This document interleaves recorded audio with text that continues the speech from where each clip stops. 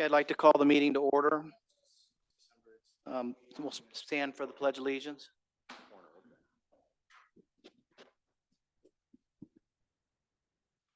Pledge allegiance to the flag of the United States of America and to the republic for which it stands, one nation under God, indivisible, with liberty and justice for all.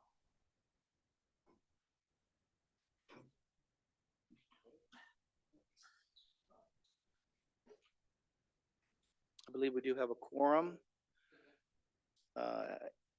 First thing we'd like to do is make a motion for approval of the minutes. As everybody knows, the minutes are being recorded on YouTube. Is there a motion? I'll second it. No, who made the motion? Motion to. Okay. Any discussion? All those in favor of approval of the minutes? Say aye. Opposed? Okay. So approved. We concluded the last meeting after finishing several of the sections. We finished at R5 and we were going to move into finance and taxation. I think somebody from the city is not here right now. That would be we would need to have available to discuss on that. So we're going to, if we can, we're going to move forward on that. And so instead of starting on 6 or 7 right now,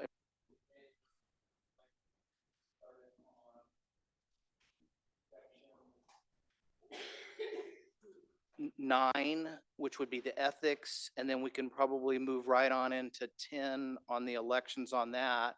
And depending on how things go, that should give us enough time to get back and work on the finance. If that's okay with everybody. So that'll be Article 9, Section 1. If everybody gets a chance to get to that.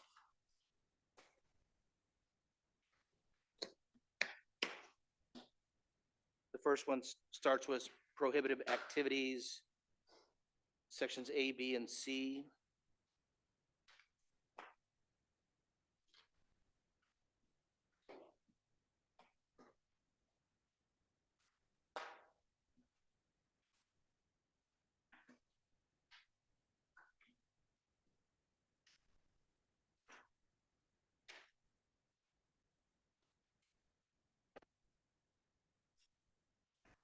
Marty, I believe you had a chance to look at these already. You've read through this. Do you have any comments on that?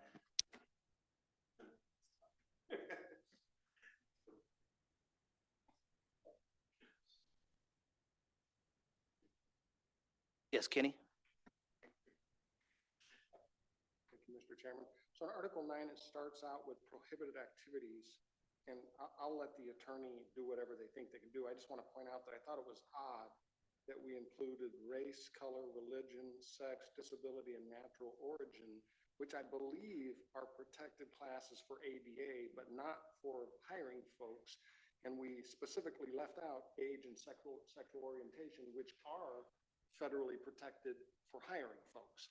So I'm wondering if rather than have to change the charter every time the feds decide to protect another class, we just say all federally protected classes. However you want to handle that, I just think it's bad to leave out age and sexual orientation out of that list. But I don't know. I'm not a legal expert. I just, on first read, that's how I read it.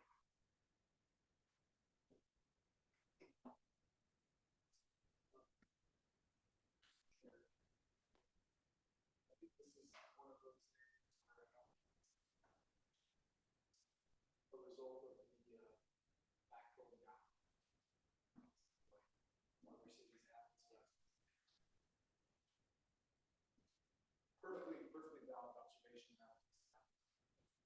What do you think about just saying all federally protected classes? And then it used to say, with the exception of the age limitation for council members. And as long as we talk about people who are hired city positions versus elected city positions, you can leave that out, right? So it's left out now because I presume that's only hired city positions, not elected city positions. And so what do you think about just saying all federally protected classes? And do you have to be more specific, like protected for purposes of hiring versus protected for purposes of ADA. So however you want to word that, could you just come back to us with updated language? Okay, okay, the way it is, it makes me a little nervous. Yeah, I kind of like that. We'll take note of that. We can get back to that one.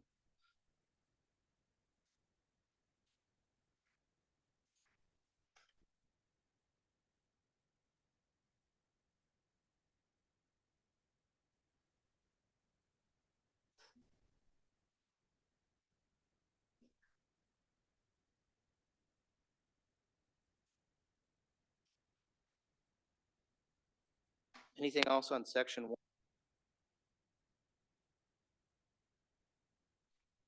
And again, is that something that our legal will come back and make a general statement on that? As far as, how we might change that section A to all federally? Okay. So we'll bring back. Okay, perfect. Thank you.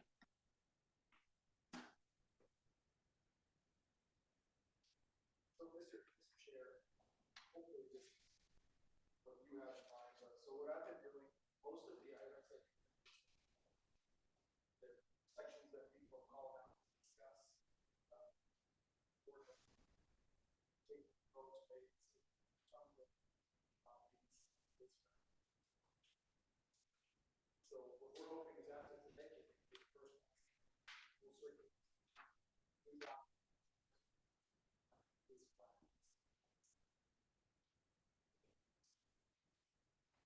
Yeah, that sounds great. And then I think at that time, we'll have an opportunity to send an edited area on some of the concerns that we had, and then we can look closer. Great, thank you.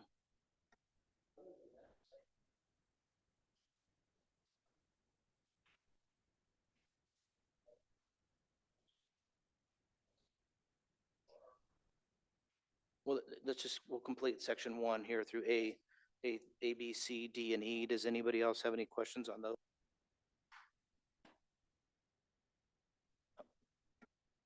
Go ahead, Suzanne. Oh, I'm waiting for you to ask for questions on section 2. Okay, so are we good with section 1, A, B, C, D, and E? Okay, good. So on section 2, go ahead there, fraud inclusion. So for fraud and collusion, section 2 and section 3 appear to be very similar to section 5 and 6 from the previous article.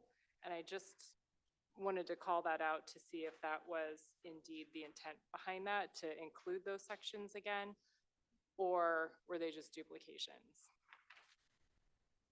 Yeah, they appear to be the exact same except for the last sentence in the previous section is added. There's a section that's added in the section 5 of the previous article. Otherwise, they're identical. Vice Chair, I think that.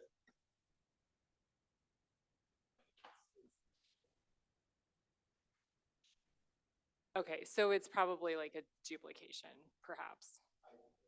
Because I don't think I saw 2 of those similar sections in another charter where it was like here and then here again. I think it was mostly all in, where I saw the fraud inclusion was mostly in contractual, in the bidding portions.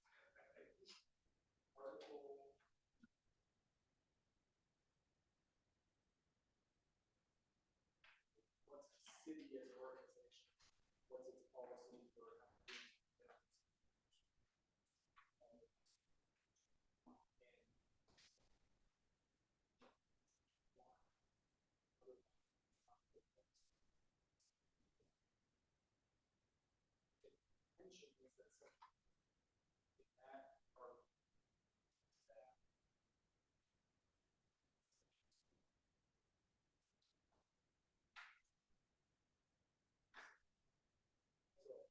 I think one option could be to split it down.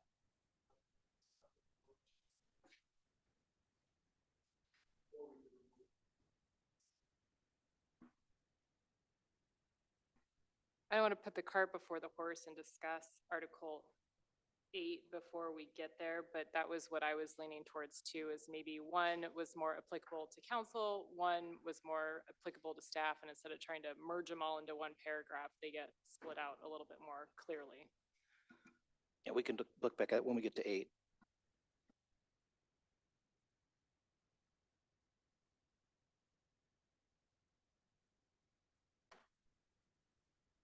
We're still in 9 right now, just going through section 2. Is there anything else on that?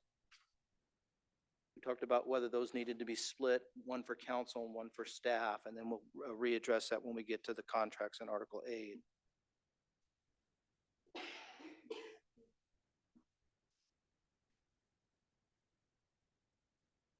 Section 3. We're good. Yeah, 4, section 4, personal interest.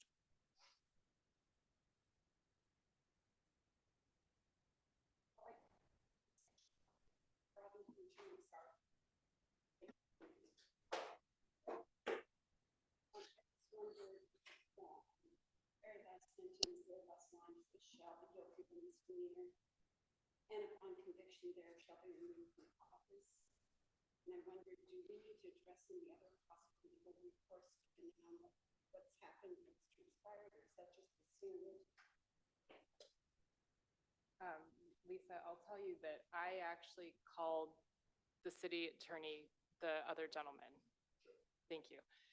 And I asked him about this very thing because I was like, if there's fraud, why isn't this a felony? And he said that the only thing that they could do at this level, and correct me if I get it, if I'm wrong, the only thing that the city is authorized to do is misdemeanors. That's like the highest level that the city can go to.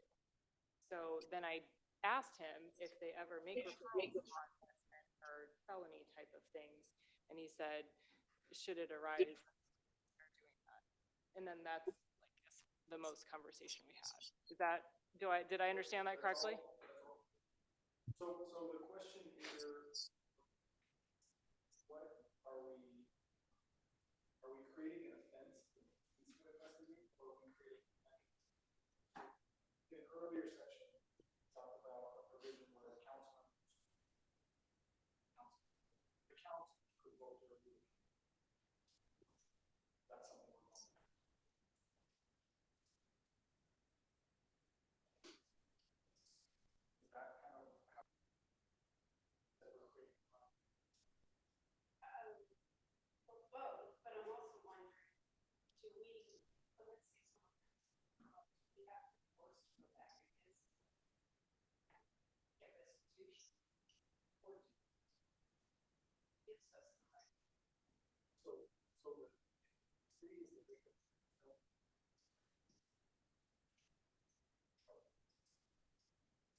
All the existing ones. All areas.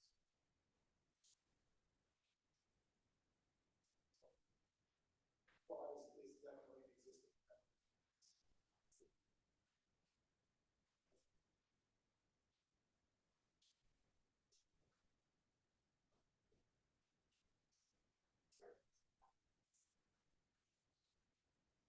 I believe, frankly, this language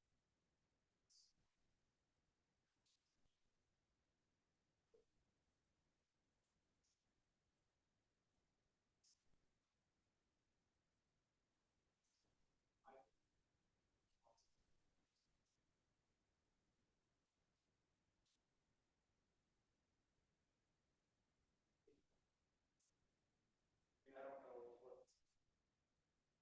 is, unless it ties in, unless we find provisions in our. Section 6.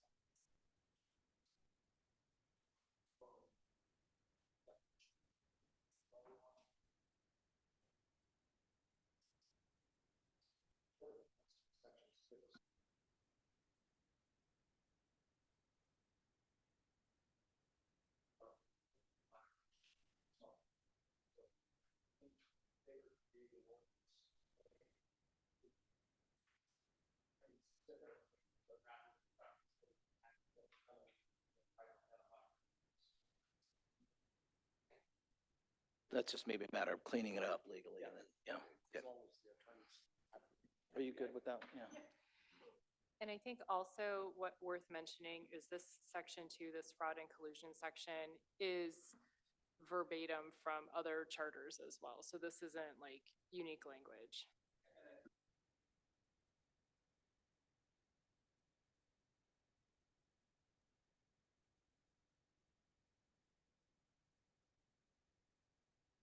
Okay, so we'll move through that one.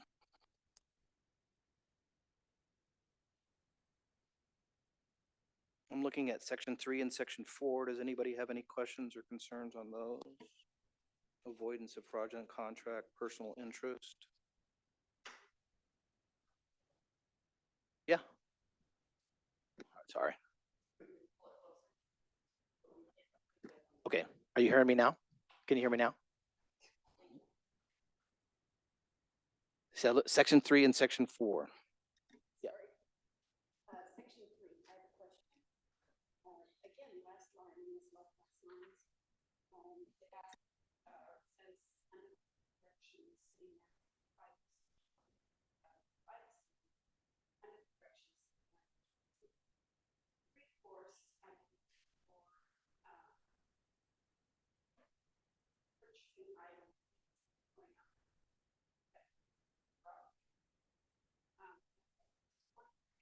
It's what happens to materials purchased. So,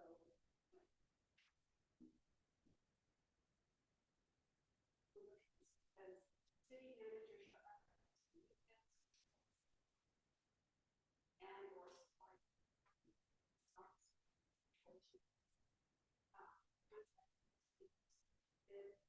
Fraudulently, that's fraudulent. Materials, started, now we find out the correct process and questions, what happens? Is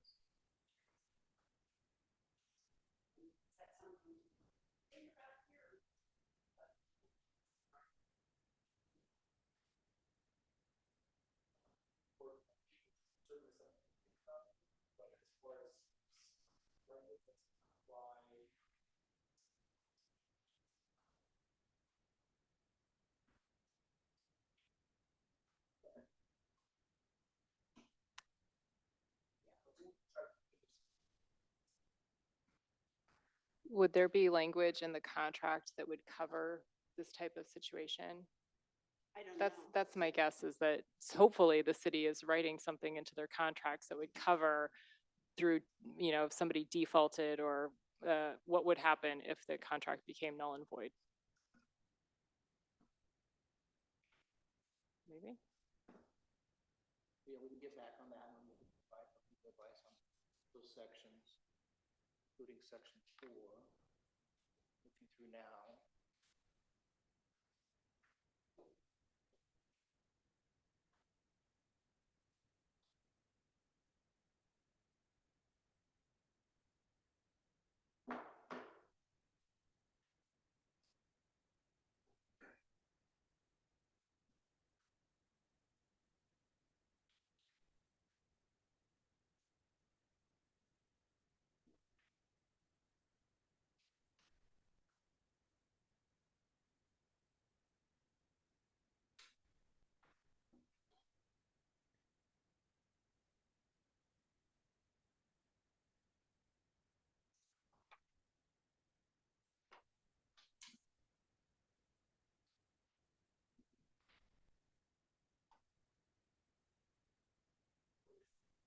For section D.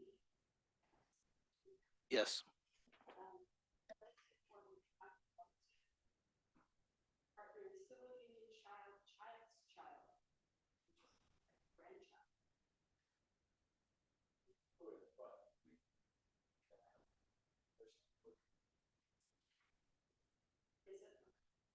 it?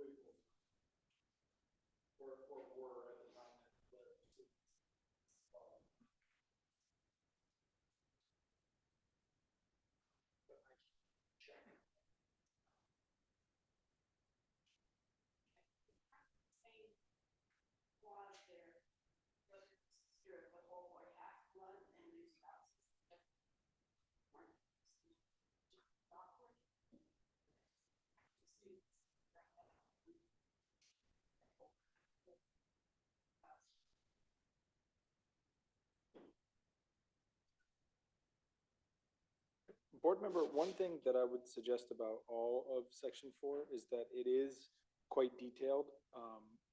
And so I think there's two things. One is it maybe doesn't need to be quite this detailed in the charter. Some of this stuff I think probably could be handled in a city procurement policy or a city personnel policy, especially sections like sections B and C. In particular, one example, by state law, city council members can enter contracts with the city if it's a de minimis amount and the council authorizes it. This, I think, would contradict that. I forget what the limit is. Someone in here might remember. I think it's like $300 or something. Well, I think it would contradict it in section C, 4C.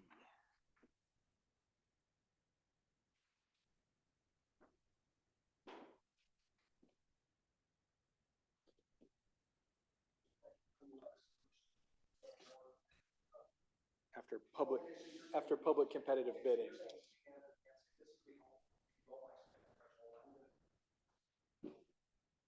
Council member to spend money. You're saying as long as it goes through the contract process and the procurement process, Well- it's not prohibited. Well, this says public competitive bidding, and so to me, I would say that you couldn't make, under this, I would say you could not make a small purchase without soliciting it from a business that a Okay. council member has an interest in, Thank which is, I think, different, and I'm not saying the city currently does this, but I believe the city currently can do that, right? A small purchase, $200 or something like that. I believe the city can currently do that and could not with this, so. Sorry. Anything else on section 4? One last one. Section D, last time, relationship for employer benefits and similar legal purposes. I think we're missing a word there. Maybe consider adding relationship eligible for employer benefits and similar or qualified.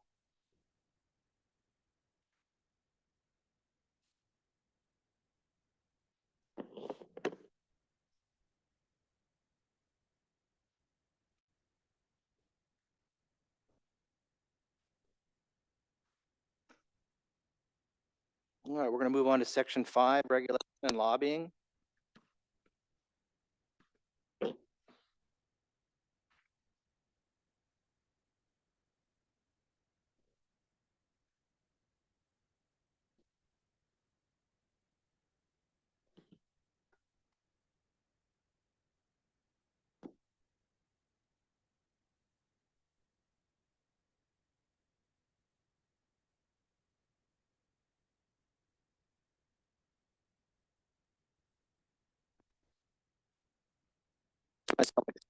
So on this lobbying, what does that mean that a person cannot go on their own to lobby the governor on something that's related to the city without the city giving them approval?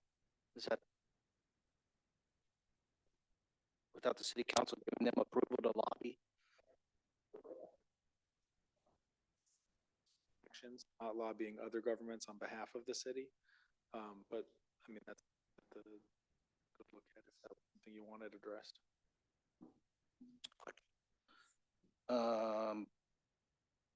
How about then section 6, enforcement? Any questions there?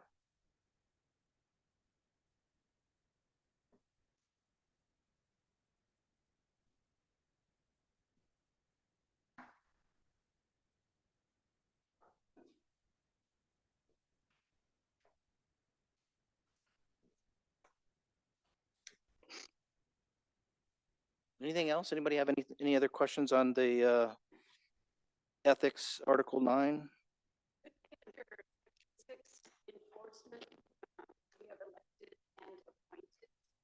City positions would be appointed. I know it's kind of That would be easy.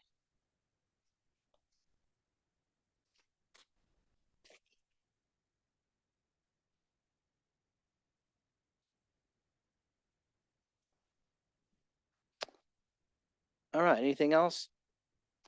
I think what we'll do then, now Paige here, since the kind of the hot item here, this next one is going to be Article will be Article 6, Finance and Taxation. We'll go back to that. Okay, let's get back to that one.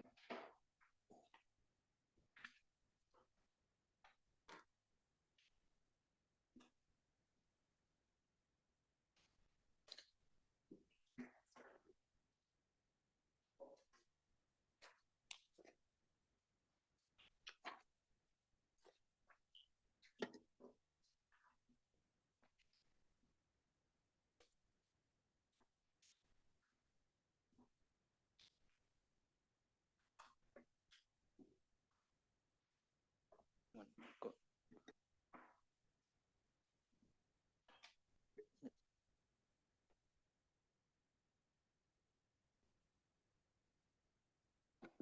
Okay, let's start with Article 6, Finance and Taxation. Does anyone have any discussion for Section 1? Okay, moving on, Section 2, Taxing Powers. Section A, or Section 2A. Kenny? So section 2A, I just pulled it over here. Can you hear it now? Like this. Plausible deniability. I never said any. Okay. So 2A says, I'll just get to the end. It says, they can tax for the following purposes.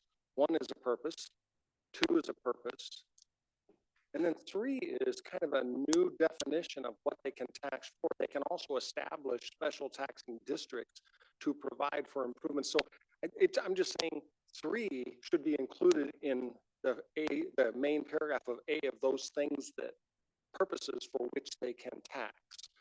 Creating special districts and taxes. It shouldn't follow a colon of following purposes for the following purposes. It's not a purpose. It's a whole new reason for taxing folks. Anyway, so that's just that.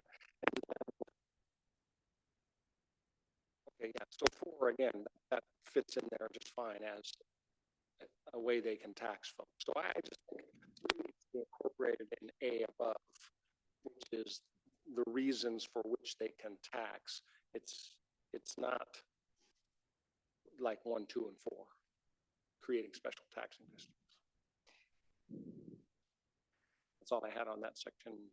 I had a kind of more of a general question. I noticed that other city charters were almost more broad when it came to taxing powers. Like Chandler says, the council may by ordinance provide a system for the assessment, levy, and collection of all city taxes and establish assessment policies and procedures. So I was wondering why we're getting more detailed, because the more detailed we are in here, which is fine, but also the more restrictive we are as well. So does anyone have any from the city thoughts as to why we would be more detailed rather than more broad with the taxing powers? Are you saying that 4 would kind of incorporate everything? Just say they can tax for any lawful municipal purpose? Just say that as a general statement and not try to define specifics? What was your response to her first question?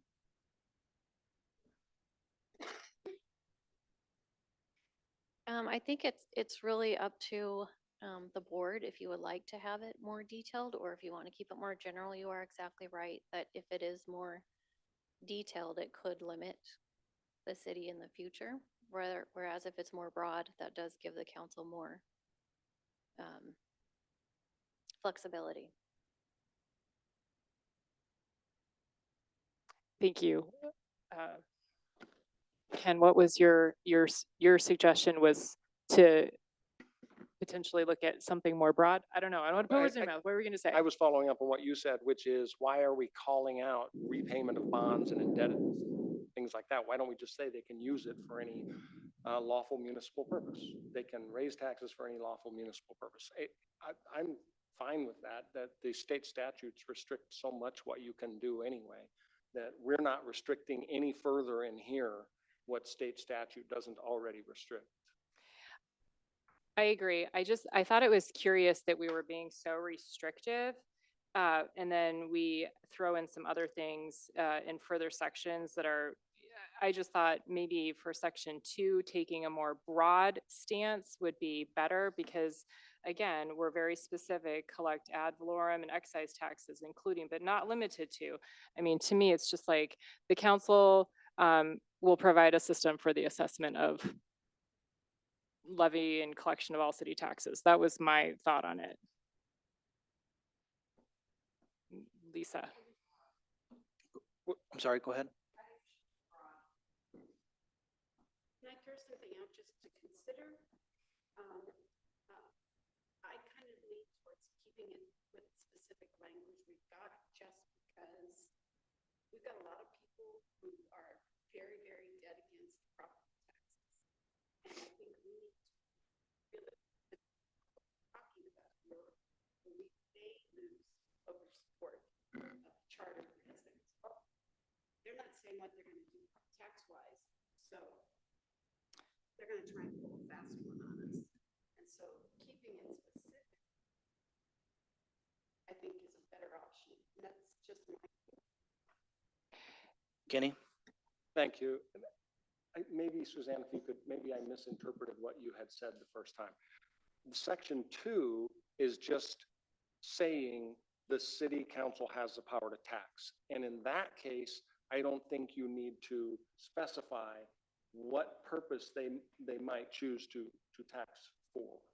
I'm going to end my sentence in a preposition, I'm sorry.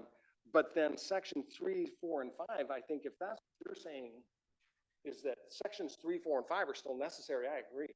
I just think section 2 is just basically saying they have the power to tax, and you don't need to specify what they will use the tax for. 3, 4, and 5 place restrictions on what they can do, and I think those sections need to stay in. Is that what you're saying? Did you propose to take out 3, 4, and 5? No, I did not sections 3, 4, and 5. Okay. But one of the things that I was looking at when I was researching this is ad valorem is like a value tax. And that in and of itself implies property in it as well. So I think that we can't, that's why I think the more broad we are, the better, because that, I mean, it's a value tax. Ad valorem is a value tax and property falls under value. So I think that we need to be aware of that. That's why more broad, I think, is better in this case, because anyone else who's looking at this is going to, in doing their research, will see that this basically says collect value and excise taxes. And so that's why I think broader is better in this section. That way we're not inadvertently handcuffing ourselves. And then if we need to make further restrictions down in the other sections, we can do so.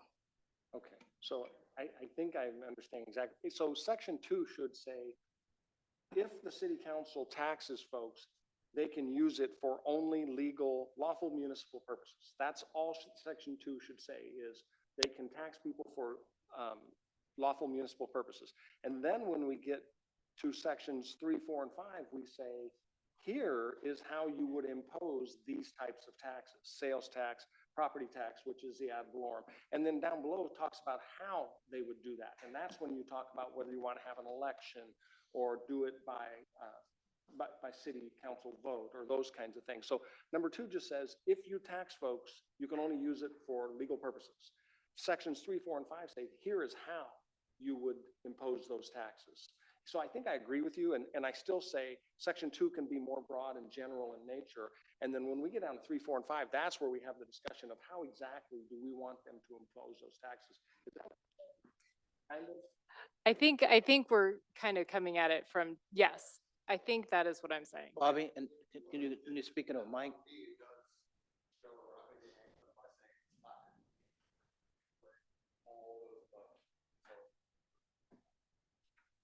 We're staying, it's on now, so. Yeah. Yeah, speak into the mic. So it concludes and goes back and says, whatever we had in here, at the very end of the day, it's not gonna limit it anyway. So I think it's good how this is, and we just come back to it, and again, with the jargons, the verbiage that the attorney will use in there, then we'll correct the wording on that. But otherwise, since that statement's in here, that's how I'm reading it, no matter if it's broad or restrict, we left something out or we left something in, and at the end of the day, it says, really, that statement doesn't matter what we put in there right now. That in and of itself, though, is like, why would we say all these restrictions and then be like, but anything goes, Right, you it's- know? Well, we can take out ad valorem and be a little bit more specific. You want that, that, It says, if you tax people ad valorem, excise, any of those taxes, you shall only use it for legal purposes. That's what that section is supposed to say. It's limiting what you can use it for. Down below, when we get to property tax, that's when we'll talk about whether or not they can actually impose that tax. Ad valorem is a property tax. And if you're gonna say something down below about how you would approve property taxes in the future, then this says you're limited to using those only for legal purposes. So I think you need to kind of leave it in there. okay. Have we come to a consensus on this, or do we need to think about it a little bit? If I may, my vote would be leave it as it's written so that there's no confusion to the public. Well, we're not at the voting point on these, so we can leave that one alone right now. And that'll be one that we can come back to as well. And maybe we could know the source of the language that's in there so that we can see if this is something another city has. And if it's recommended and that it stay that way. I want to tag on to what Susan said. I think it's really wise to keep in the back of our mind that, you know, I'm sure when you guys were out collecting signatures, just like when I was out collecting mine, right off the bat, assume we're doing something shifty with this. And the first thing they ask about is property tax. Every time. You really got all over me about city council just wants to get paid, don't you? No, that's not why we're doing this. So I think we need to keep in our mind that when this is all done and said, someone's gonna have to sell it to the general public. And the more specific we can be without hand tying ourselves or teacher council, is good. I think that if we can help people to read the section and it's clear and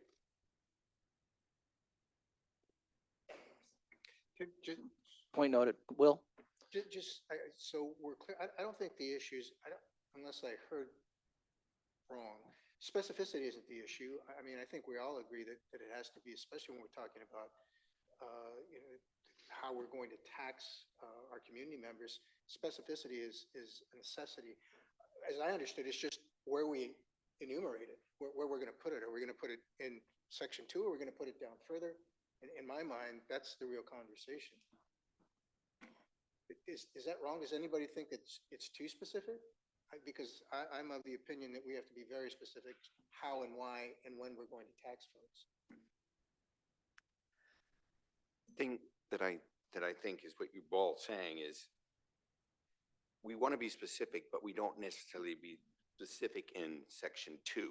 Because we're going to go from general to more specific. If we have it specific here and then they read it down here, they're going to get confused because we have it saying the same thing different ways and 2 different times. So if what you're saying is we want clarity, we want them to understand what we're saying without having to wait. It said this here, it says that here. So we're generally saying, you know, how we have the taxing powers. It's like we're making an outline, which is right here. Then we go down to specifics because it's pretty specific right now, and the election is required for property tax. I just don't want them to get confused because we have it said up here, which isn't exactly what we're saying down here. So I like that idea that we keep it a little general, but then we get specific. I have no problem with that. But when we go specific to specific to specific, that's confusing because we haven't got the general idea of what direction we're going in. That's good. Great comment. And you have been able to articulate what I have not been able to so far. That's why he's an which- English professor. Which is, yes, I think we need a more broad statement in that section 2. And then in the following sections, as Ken suggested, we get into the very specifics of it. Well, Martin, maybe you could help us write that up a little bit. And then, well, so we're going to come back to that section 2, you know, about maybe broaden that up a little bit, and then we can be a little bit more specific in some of these other sections that are gonna need a lot of talk. Yes. Quick point, someone mentioned, the concern that might be raised by changing.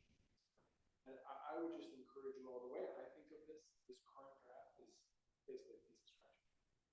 You didn't produce this, it doesn't currently exist in the city, right? It's just text, food for thought, ways to get you talking. And I would say, hopefully, I think we're aiming for maybe the next meeting or maybe the first meeting next week, we'll have a draft that actually you've looked through, you've said, these are the things we have in it. And then I would think of that as your first draft, right? So we're not, at this point, we're not changing anything because this is an imaginary document, right? This is not a real document in the city that you're editing. That's all. Agree, yeah. So on that note, then, do we want to move on to section B or into section 3, or do we have some more questions on 3 and 4 from that same area? Well, have we given Right now, Mrs. Chair and what we have is a lot of notes that we're going to bring back so that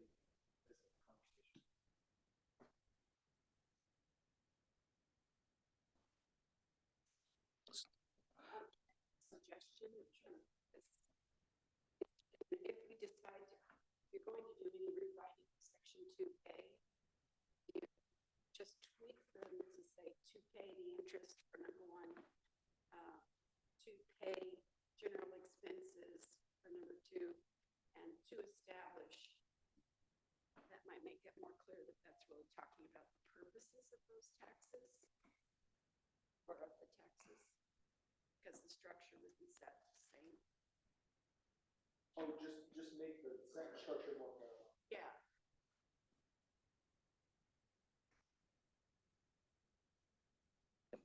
I have a question. It doesn't it still applies to this section, but how often has the city established special taxing districts? The most recent one that we established was Litchfield Square. It's a community facilities district. The one prior to that was the village at Litchfield Park. And then we have 3 streetlight improvement districts, and I'm not sure when those were created, but those are our 5 special districts currently. Okay, thank you.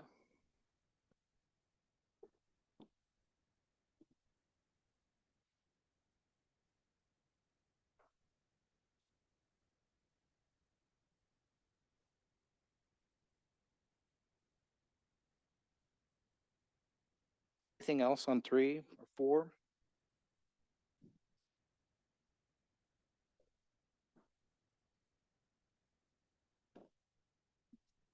Suzanne? Thank you. For section 4, I think that it should. We're on 3. Section 2 still. I'm sorry. Never mind.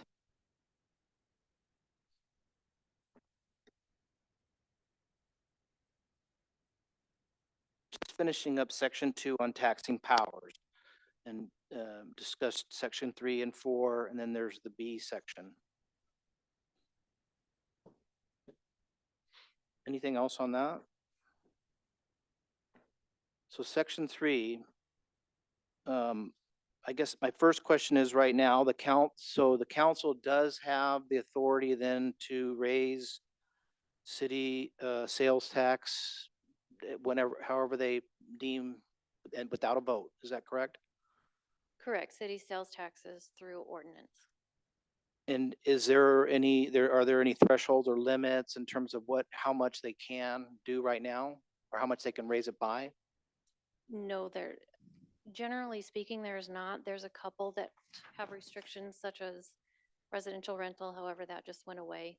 But generally speaking, I can get back to you to see if there are any other categories that are restricted, but generally speaking, no, there's no restriction.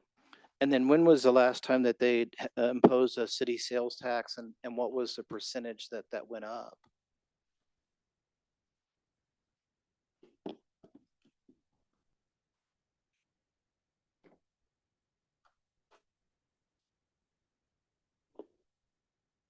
In November of 1987, they established a 2% sales tax. And then in October of 2008, they increased it to 2.8%, where it's currently at today, with the exception of contracting is at 4.8%. Thank you.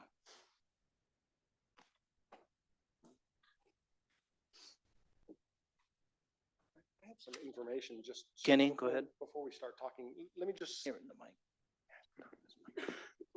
I just want to mention some things so we all know the same thing. So a lot of these policies, so like you said, Mr. Chairman, the city council today has the ability to change sales tax rates by ordinance, right? With no restrictions. So that's the current situation. And this 5% overall, I know staff had talked with the attorneys, and you look at all of the other cities, and there are a lot of that impose some kind of a limit. And to be honest with you, most of them are really ineffective and kind of ridiculous. Like Tempe said, the voters have to approve a sales tax up to 1%, after which the city council has a free hand to change it. Well, it was 1% about 5 decades ago. It had, nobody's had to vote on a sales tax. Or I mean, every sales tax after that has to be voted on by the public. If they want to change it at all, it has to be approved by the public, because 1% was exceeded a long time ago.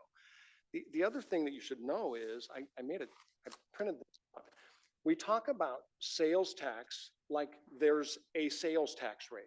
This is the sales tax rates of all the cities.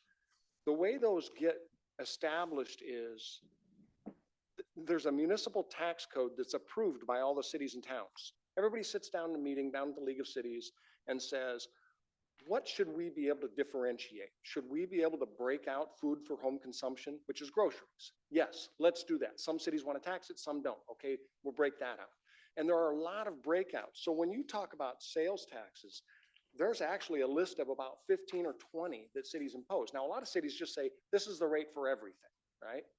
But you can't just say, change the sales tax rate. You have to say, change some element of the sales tax rate. Because the city council might say, we just want to eliminate this tax on this particular thing, which is in the municipal tax code. It's not every tax, it's just that element of the sales tax.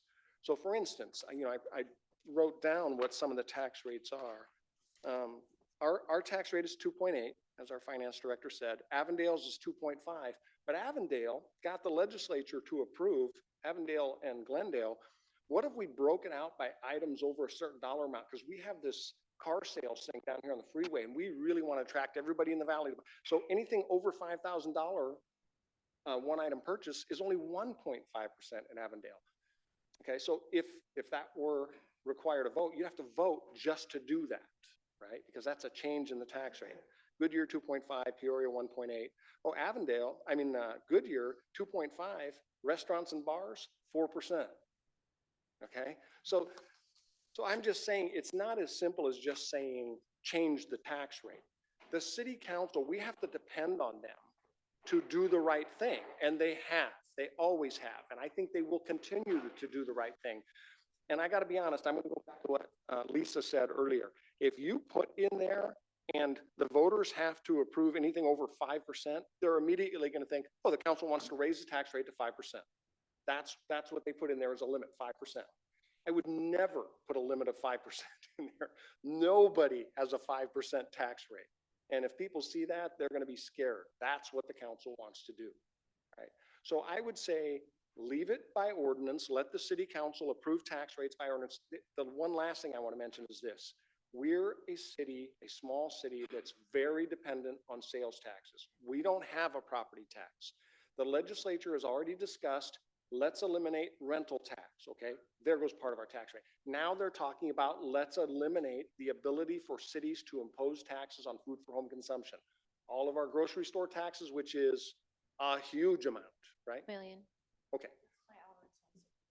What's that? Albertsons is the only grocery store that we, as Litchfield Park, benefit from. Fries. Oh, and fries. I was on the council when we Yeah, annexed that. fries and Yeah. Albertsons. So what I'm saying is, at any given time, the legislature might do something that really harms the city. If you need to go to the voters to change tax rates, we're going to be in big trouble. the council has to be able to react to things like that. So let me just take the opposite side of that. You're a restaurant owner in Litchfield Park and they say, hey, Goodyear's rate is 4%. I'm going to raise mine to 4%. And all of your customers go eat somewhere else because they just don't like the fact that you just did that. The council has that ability to put that thinking cap on and say, that would really not be smart to do. Let's not do that. I think we have to do that. And my last thing would be, if you want to put a limit on, and I don't know any other city that does this, and maybe the attorney does, don't put a one-time limit on what the rate can be. Instead, put a limit on what you can increase it in any given time period. So if we said you can't increase the tax rate by more than 0.5% in any 12-month period for any element of the tax, then the city council could increase it by 0.5% this year. You know, it could go to, you know, just over 3. And then the next year it could go to 3.5. And then they all get recalled from office and then they don't increase it anymore. But I'm saying it gives the community a chance to catch up to what they're doing rather than say, we can raise it 5% without asking anyone. So that's my spiel on that. Let the city council have that authority. If you want to put a limit, don't put an upper limit on what it can be. Limit what they can do under some period of time. And you know, council member, you can comment on this, and I want to hear what the finance director thinks about, you know, what position we could be in if the legislature does something stupid. Paige, It's let's a, have Paige. it's a great point, and we've already looked at if the grocery tax does go away, because that is it's highly likely that that could happen in the next year or two. And we did look at the different categories, changing the different categories, trying to leave some where it's at, increasing others. So it definitely council the opportunity to react in the event we do lose a big revenue source. And there's still a public process that we have to go through. We have to notice it. There's a 60-day notice, 30-day notice, public hearings. So the council can't just, you know, increase it without notifying the public. Tag on to that too, what I've seen there, that open speak.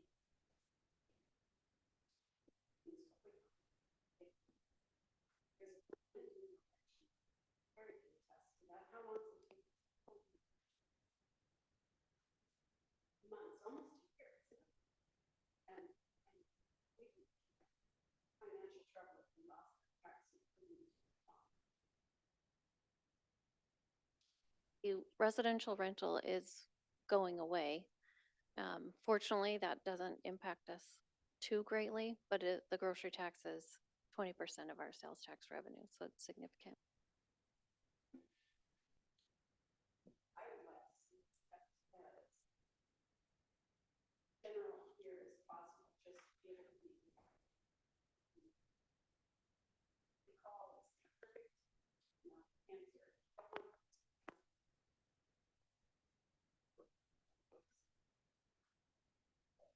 Take away the time. Dangerous, when we're so small and so that specific. Andrew, did you have a question? Yeah, this is just a question on the sales tax for groceries. So would that be, so the movement at the state level, that would prohibit our ability to tax those. So it wouldn't eliminate it, it would flat out prohibit, which then, you know, comes back to section 2, subsection A. So we couldn't by charter say that we have the power to continue to tax this revenue stream if it is expressly prohibited by the state. Is that right? Correct, and the state doesn't charge the grocery tax, and that's one reason they're trying to also, it's been pushed that cities shouldn't charge it either. Yep.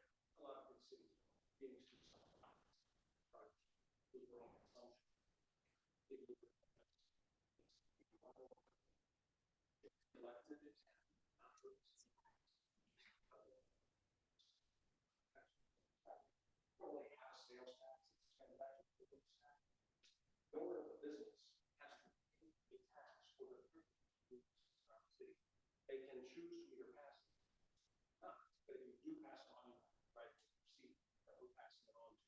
So, and that's the way it should be, because the reality is if the city council decided to make it 10% tax rate, how do you shop one mile farther away? The business will go out of business, you know, that's just the way.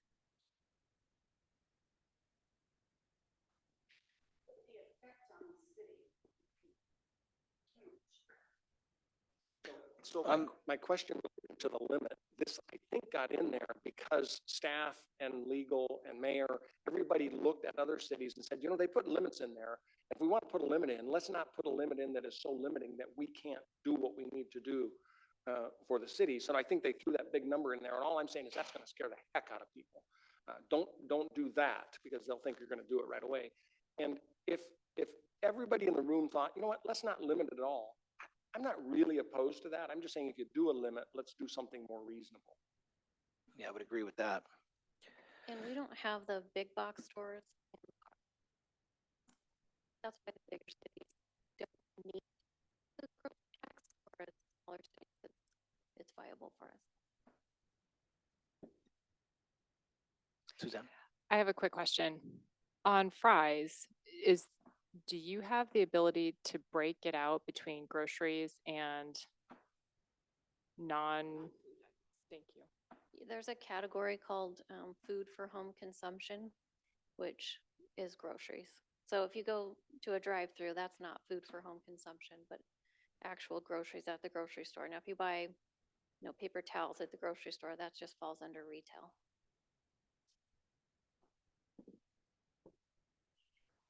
Sonny? That would be the same thing.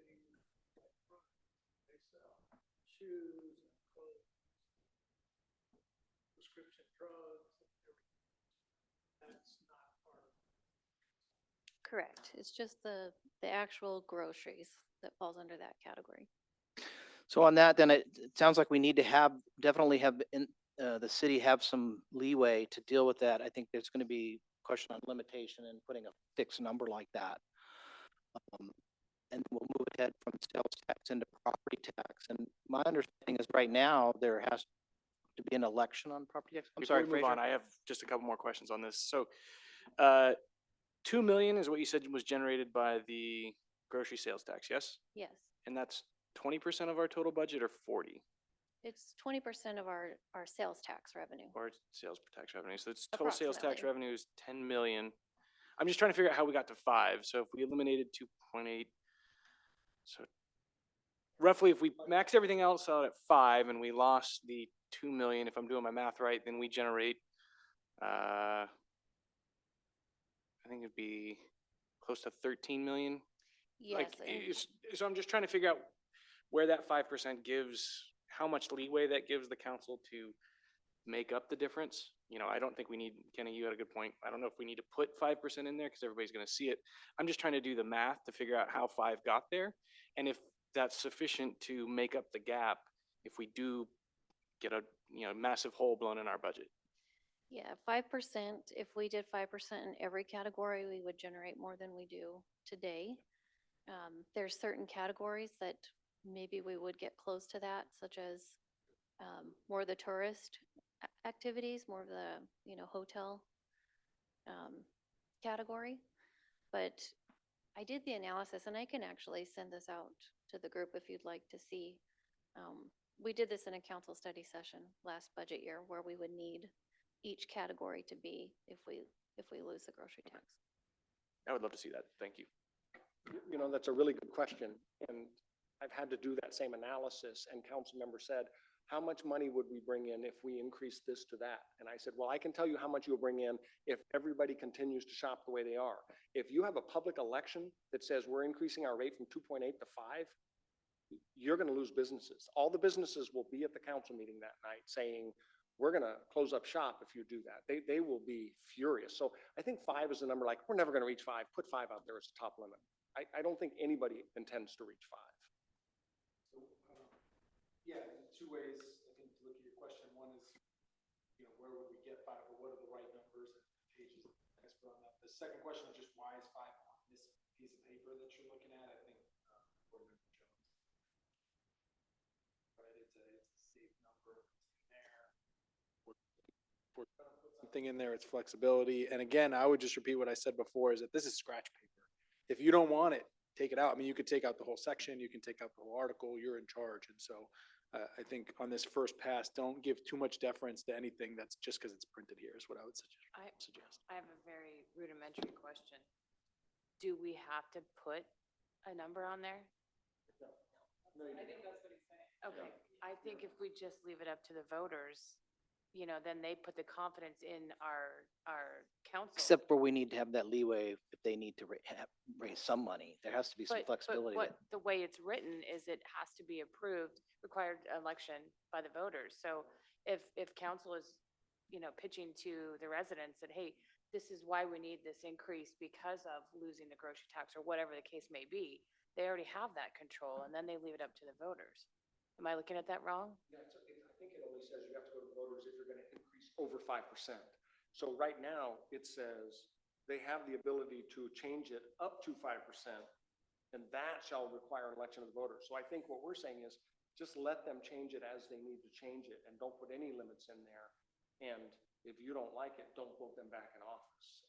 You know, unless you're really nervous that you get a rogue council in the future who doubles it and scares all our businesses away, and you want to put some limit in that year, say, you know, don't be crazy and wait. If you wanted to do that, I think, and we'd have to ask the mayor, what do you think that does? And then he can't answer without going back to the city council and getting kind of an official opinion on what do you all think about this? Right now, without a choice, the city council can increase the taxes.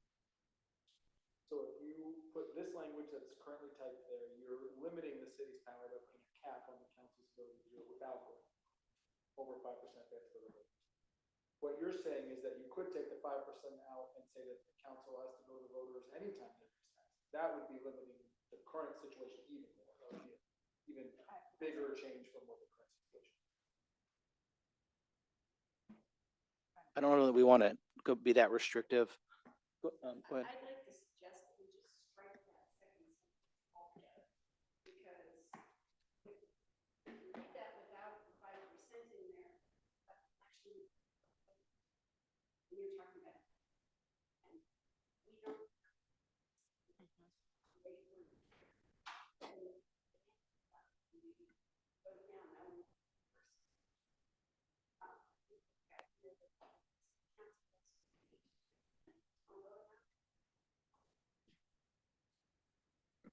So I would restrict it in one way, and that is to not allow taxes to be increased through an emergency ordinance, which requires one hearing and immediate.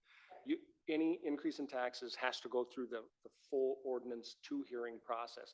And we could write that here, no emergency ordinance shall be used to increase taxes. You could include that language in here.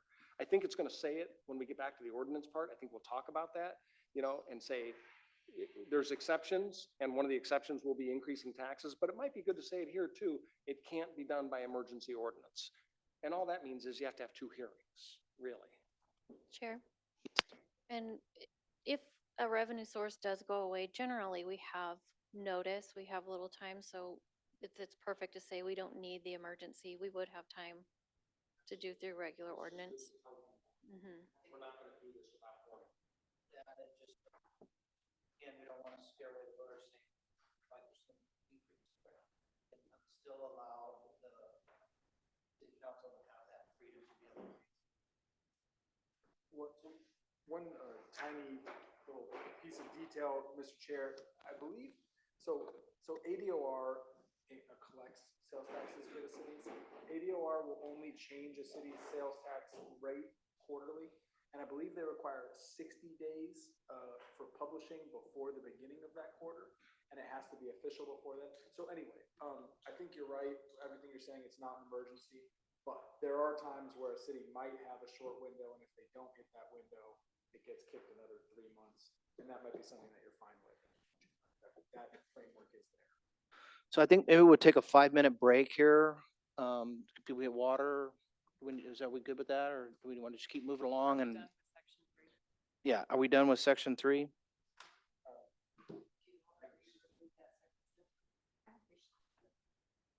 I think we should take out. Put a note that we might add a sentence to say taxes can't be increased with an emergency.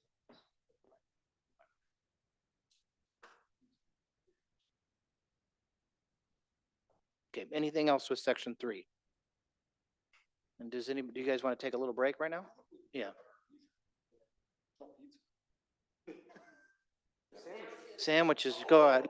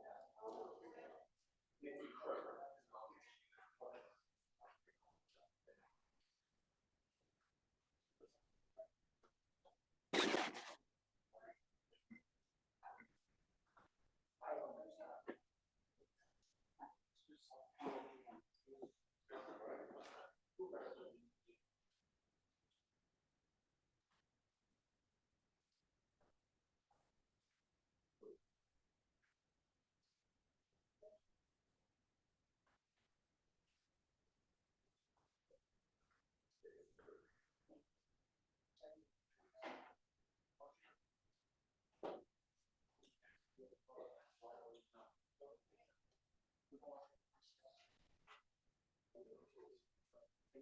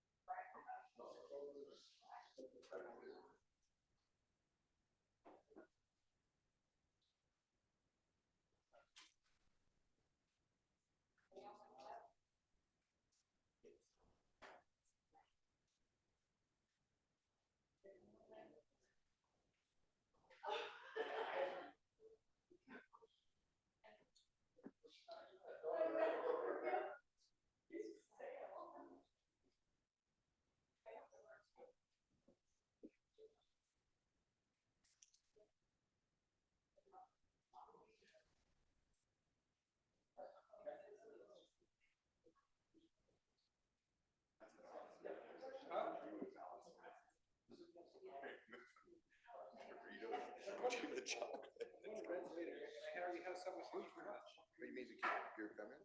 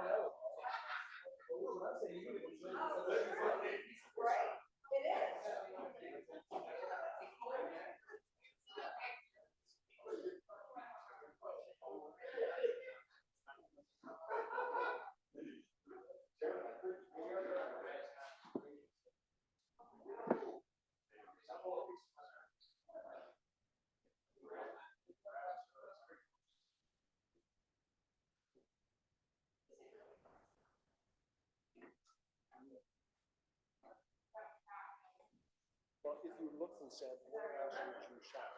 Like, if you want to shop.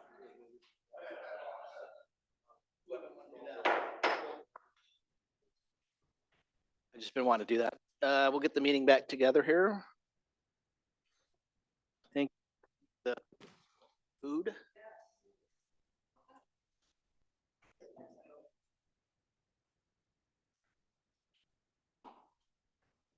So we're still in the finance, taxation. We just completed section 3 on sales tax. Discussed striking one line and certainly not having that 5% there. And then we'll move on to section 4. I had a question on that. There currently is built in that for a property tax that has to go to an election now. And it's required by state law. It has to go to the voters regardless. Then do we still then need to have that in there as part of the charter? You probably don't need to unless you just want to reiterate that it has to be approved by the voters. I don't see the state ever changing that law either, but it might just reiterate the fact. Yeah, but. Kenny? Mr. Chairman, I think we need to talk about whether we want to say who can approve a change to the rate later if a property tax is instituted. If you want to talk about that in here, then you probably should say it can't be approved, it has to be approved by voters to be initiated. So thank you for that page, but ARS state revised statutes require the voters to approve your initial property tax. Then after that, the council can change the tax rate. That's the way it is now, and that's what this says. I mean, this doesn't say what happens after the first property tax is approved by voters. We need to decide whether we want to say that in here, and I think we should. I think we should say subsequent changes to the tax rate will be subject to ordinance approved by the city council. I think we need to say that because I can tell you, if the voters approve a property tax, you're going to depend on that property tax for operations, and you want the city council to be able to adjust that rate. So that's my. Paige? Chair, if the voters were to approve that initial property tax levy, the council would have the authority to increase it only 2% per year. But that 2%, you don't lose that 2%. So if they kept it flat, let's say for 5 years, after those 5 years, they could increase it 10%. So I think maybe that's what Board Member Jones is saying. If they do implement one, but Well, let me limit the add a caveat increase? to that. So Arizona is pretty unique. We have a bifurcated property tax. You have a primary property tax and a secondary property tax. The primary property tax can be used for anything. You can use it for operations or whatever you want. The secondary property tax can only be used for one thing, and that is to pay debt on bonds approved by voters. And once the voters approve those bonds, you are going to collect the secondary property tax necessary to pay those bonds, period. That's all they can be used for. You've committed the city. You are going to collect the amount necessary to pay those bonds. So the primary property tax has that strict 2%. I don't think it's on the overall tax. I think it's on the primary. Is that correct? It's on the primary, and It's on that the doesn't, primary. that excludes new construction added to the rolls. Yes, yes. So we don't want to talk about that in here because it's confusing and it's complicated. What we want to say is you can't have any tax approved unless the voters approve it, and then council can change the rate. And I added language that said subsequent changes to property tax rates shall be approved by ordinance and subject to ARS provisions, Arizona Revised Statute provisions.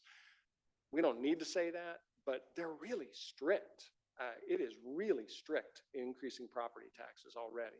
Correct. And if I have a suggestion as well, maybe instead of focusing on the rate, that we focus on the levy.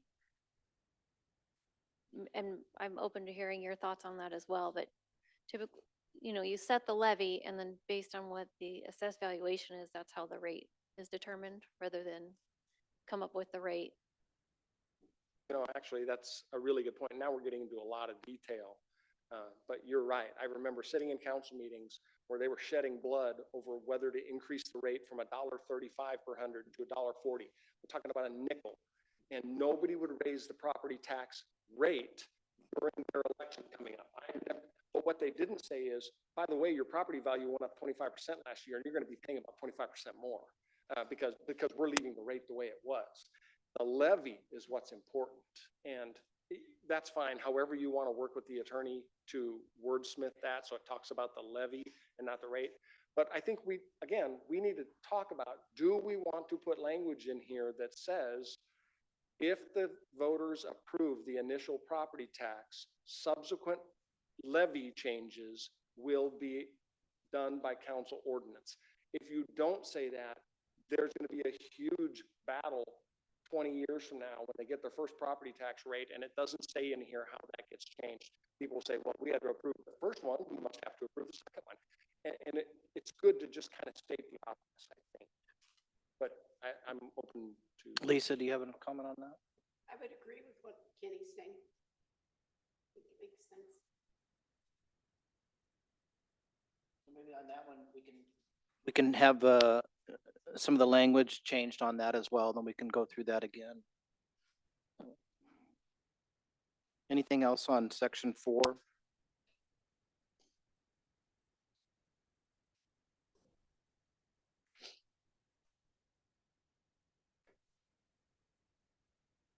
Section 4. Section 5.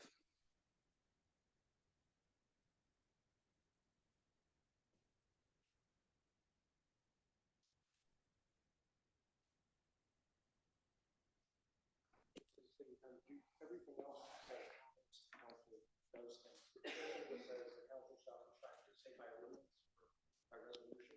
How do you want them to do that? Board member, we can look at what's a good suggestion for that. I don't actually know what the form of the council's current guidance on that topic is, so I'll take a look at that and come back to you.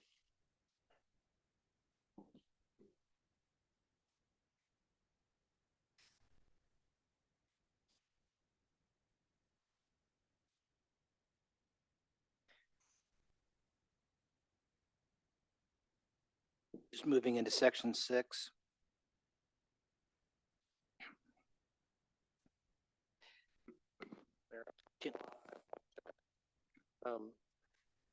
I didn't have anything in A and B, but in section C, I'm wondering why we even have this section. This talks about moving money around to pay bonded indebtedness and giving. If we just talk about the council being able to appropriate funds, you can't overspend the budget. But if you have money in one fund and you want to pay something that's budgeted in another fund, if we just talk about the city council being able to move appropriations within the established budget during the year, I think we can do that. And to be honest, I don't even know what an interest fund is. I don't think that's defined anywhere. I don't know what that is. I know what the general fund is, and transferring money to a fund that might pay interest on bonds, but it's not capitalized, so I assume it's not defined anywhere in here, right? Okay. I looked into this one because I honestly was confused by it at first as well. But I think the intent of it is if a special district for some reason did not collect enough property tax to pay their bond, that the city's general fund can essentially loan the money, but the money has to be repaid. Or if the HERF fund issued bonds and we came up short, then, which I don't know if HERF is a good example because the laws are very strict on that. But this is just saying that the council could transfer money to pay that, but then that special fund has to pay the general fund back. Then I would just appreciate that being worded to be a little more simple to say that. Yeah. Otherwise, I don't have any questions in section 6. I just have one comment. Suzanne? Section 6B, that should say the council may direct city monies to be deposited. I think cause is a little too passive. Yeah, direct.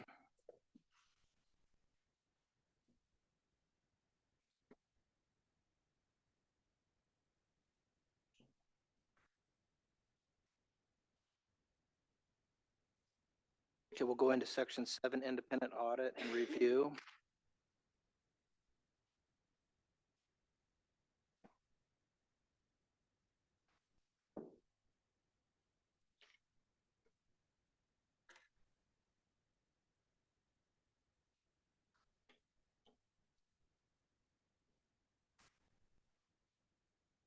I only have one comment, Mayor. It says such accountant shall have no personal interest. So they're talking about a conflict of interest of the accountant who's doing the audit, and I think it should say such accountant or firm. A council member who owns an accounting firm sending a different auditor over to do the audit, we think that's okay. I think it's the firm. Suzanne? Ken, my comment was that should say auditor as opposed to accountant. Either way. Yeah, accounting firm or auditor, accounting firm. I think most auditors come from accounting.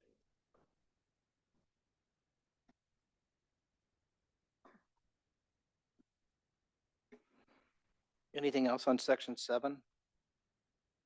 With those two changes, auditor or accounting firm?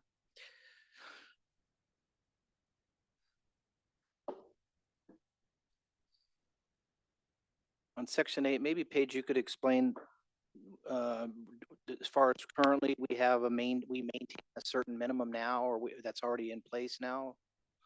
That's correct, Chair. The council has an existing fund balance policy of 15% of operating expenses and then a 35%, trying to remember the name that they call it, but it essentially comes out to 50%. So the idea here was to write their existing policy into the charter. just a technicality, but the term reserve works really well in kind of an informal policy that everybody understands, but when you're gonna put it in the charter, people later might say, well, that's in reserves, but it's designated to be spent on bond bond debt. I think undesignated or unassigned fund balance is better than, I would use unassigned fund balance. So this is money that is truly not spoken for. And I like the policy, by the way. It's good for a small city. It's a big savings account, but it's good for a small city. And I'm not saying you have to do that. I'm just saying if you could explore a term that is better defined Sure, we than can do just that. reserves.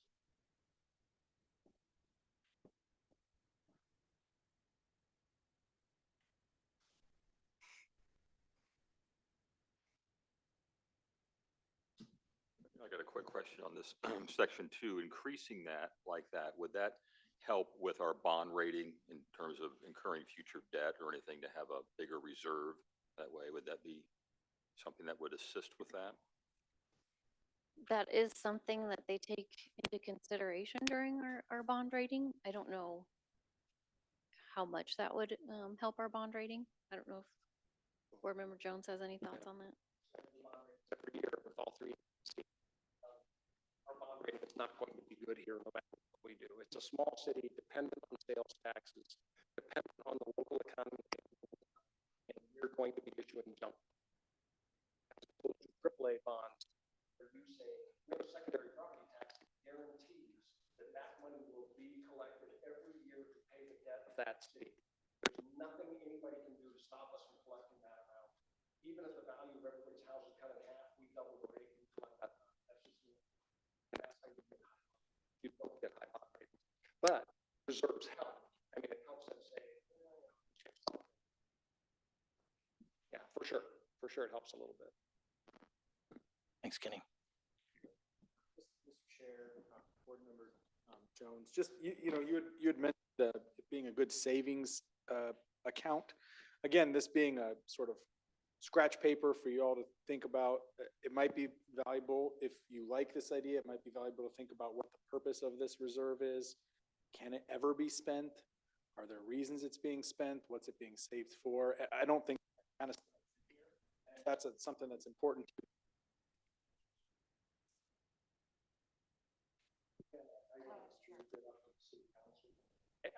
I know the state called it a rainy day fund. Oh, we won't use it. So you have a good point, which is you said we would limit the use of this to only that. The fact is, you have to budget the expenditure from that fund. If you have a big savings, you have to budget it the next year to spend it. And it would be in the budget, which is going to have two hearings. Going to be seen by the public. So I appreciate what you're saying, but I don't want to limit what they can use their savings for. And is it your opinion that in this language I think so. Well, I think it says you have to have it there.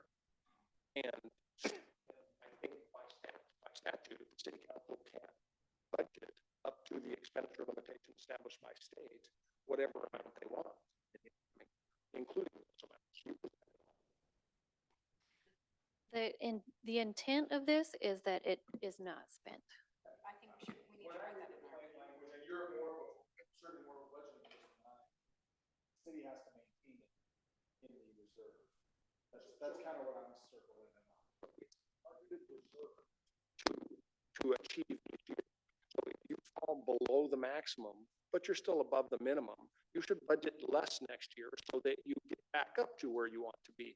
It's not, I mean, I hear this argument all the time is you have expenditures greater than revenues. You have to have a balanced budget. No, balanced budget is revenues plus reserves won't exceed, expenditures. Will be enough to cover your expenditures. And what was your comment? I was just saying that I think that if we're sitting on this reserve of 25% and it looks like it's stagnant, like you cannot use it, that's what it's basically saying. I think we should say, if we have this reserve of 25%, I think the city council should use it. If we have this 25% sitting there in the budget, that they could use it, i.e. for an emergency fund or for something. It cannot, even though it's sitting there, but right here it says that just sits there. I think we should put in the city, I think we should put in the charter as a general statement. The city council can use it as they deem fit. I just now got the point. Thank you. Thank you for clarifying. Yeah, you can't always have 25%, otherwise you wouldn't use it in emergencies. I got you. I got you. You were describing a sophisticated policy, and I Yeah. don't know if that's exactly. I got what's you. written, so that might be something. If the No. board wants to move to that kind of a more sophisticated policy. No, we'll- so you're saying if the 25% is a target, you should target having reserves of 25% with the understanding that you can spend it in an emergency, right? You don't want to say they can't spend it. It doesn't say that as of No, you're now. right. It's saying You're- that it's stagnant. It's Yeah. not saying that it's not Yeah, used. It's when you just said sitting- that, I got it Okay. immediately, which is if you always have 25% and an emergency comes, that means you can't spend it. Because in order, so it's a target, it's a target to achieve, okay. Yeah. However you want to We're word not that. telling you what you should do, but we're saying if what you're describing is what you want, then it might be, we might want to revisit one. Yeah, I agree. I agree with that. Will, did you have something? Simply that, I mean, you're establishing a hard deck. You're never gonna go below 25%, so you'll have essentially 25% of your dollars tied up and not accessible or being productive at any point. And in the event that you have an emergency that wasn't foreseen for it, hence an emergency, I mean, it's tying your hands as to be able to deal with that. Now, and if in fact we make those funds available for that, though, you're gonna have to have a whole list, you know, a pretty specific list on how that's gonna be paid back, how it's going to return to that level of 25%, because that's how budgets get busted. When you don't have the discipline to put that 25 or whatever your hard deck is, or your semi-hard deck back in place. And so from the staff perspective, I think what we need from you is which one of these kind of different policies, you know, does the board want to see, or do you want to see what they all look like in writing, you know? It seems like a lot of work. Reserve target policy, or a hard savings account with real specific limits policy, or this, which I think is, you know, maybe it's valuable for bond purposes, but really it's kind of locking it up. What is it that the board wants to see? Can you move those sections? Which is to say, the council shall establish a fund balance policy that targets percent. But in the charter, it has to be that. They shall establish a policy, so they can do it by ordinance later.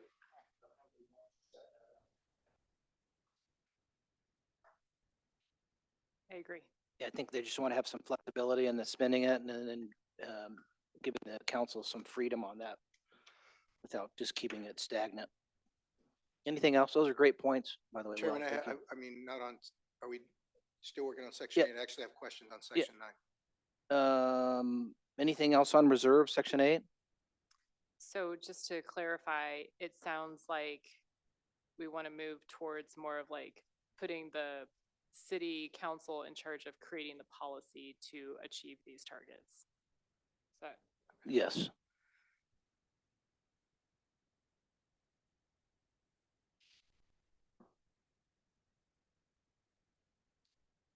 Okay, so then we'll move on to section 9 on the bond limitation, Will?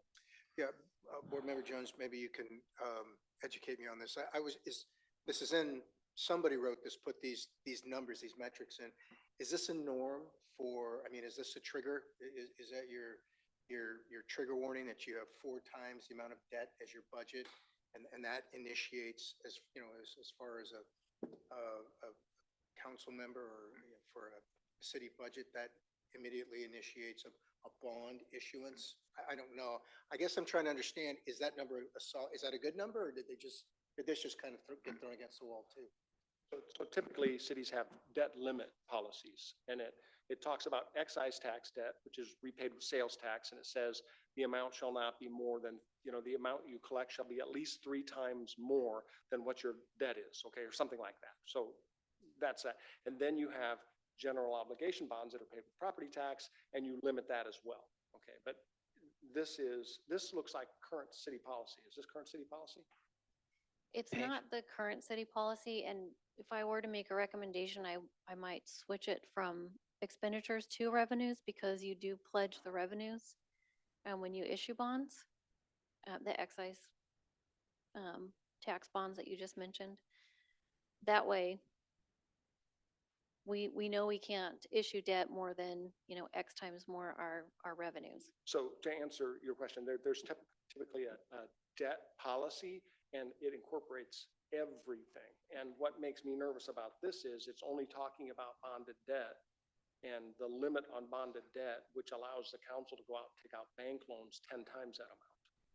Right? So I think this should say the total debt outstanding shall not exceed. And then, whatever, if you think this is a good number, 4 times the annual total city budget, if Where did that number come from? It was really just a number that would possibly give flexibility.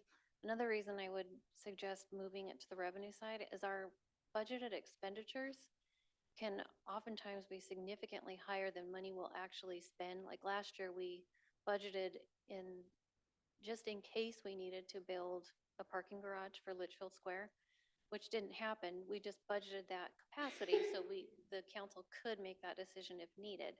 But a lot of times, if you look at government budgets, a lot of times what's budgeted is considerably higher than what's actually spent. So it might make more sense too.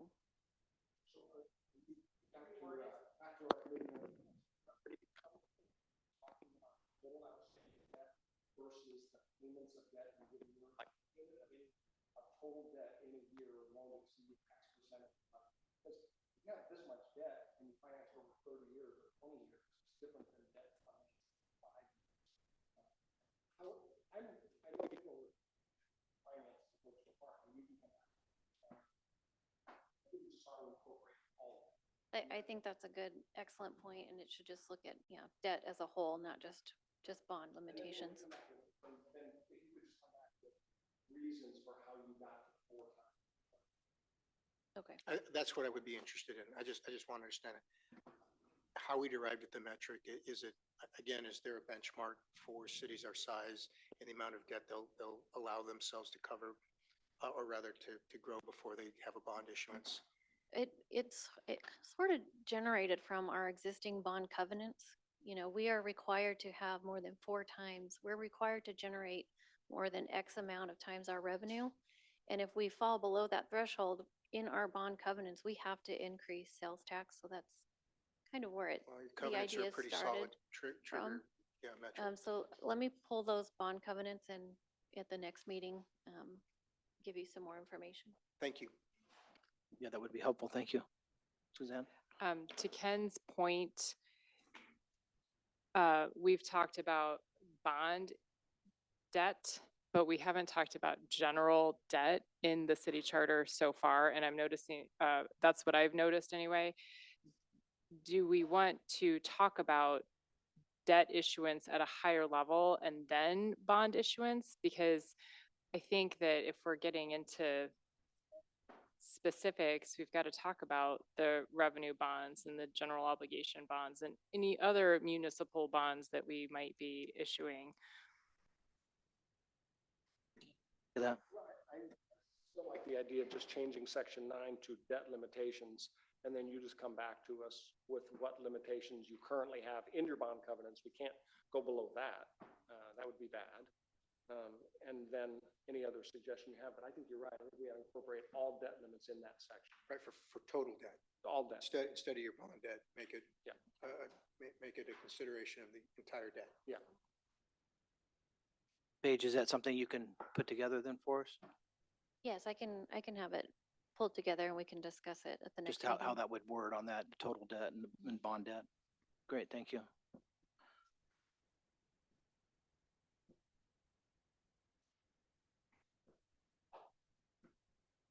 So there, we've gone through the finance and taxation. There were a couple of few areas that were pending and to get back on, and we'll have to make some decisions on. Is there anything else that anybody wants to bring up or talk about in that section? Article 6, finance and taxation.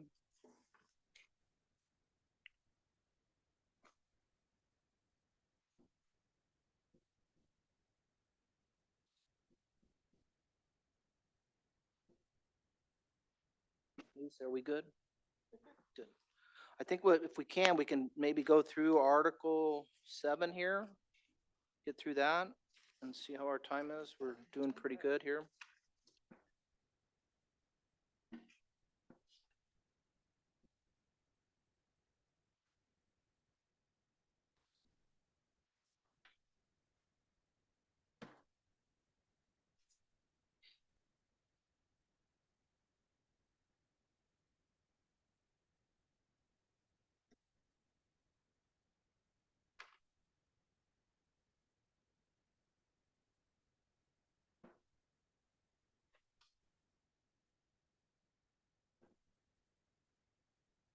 So as far as section 1, 2, 3, these are just pretty standard.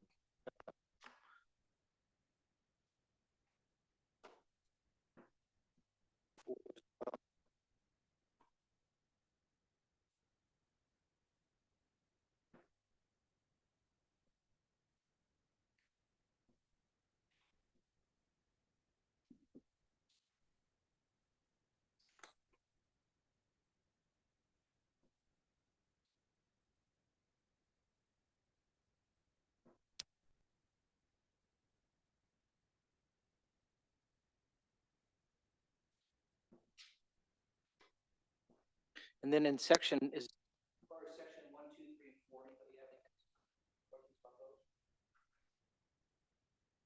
Section 5.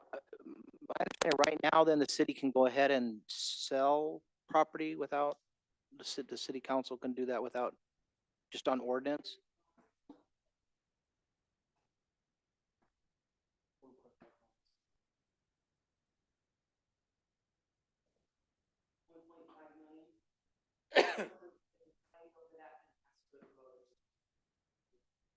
Where was that document? That's a state stat, that's in 10 of mine. Okay. Let me ask, why is number 2?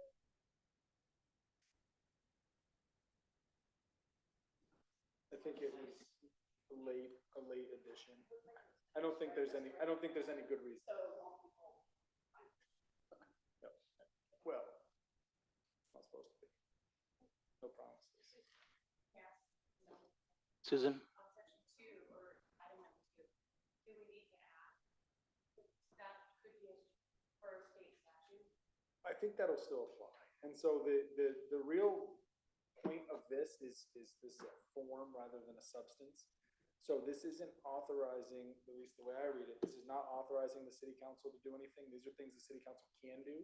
This is saying when the city council does these things, it has to do them by ordinance. That's the form. And a lot of these are state statutes. So for example, number 5, that you've already got to do that by ordinance, by state statute. Number 4, you have to do by state statute. I think you have to do them all by state statute anyways, yeah.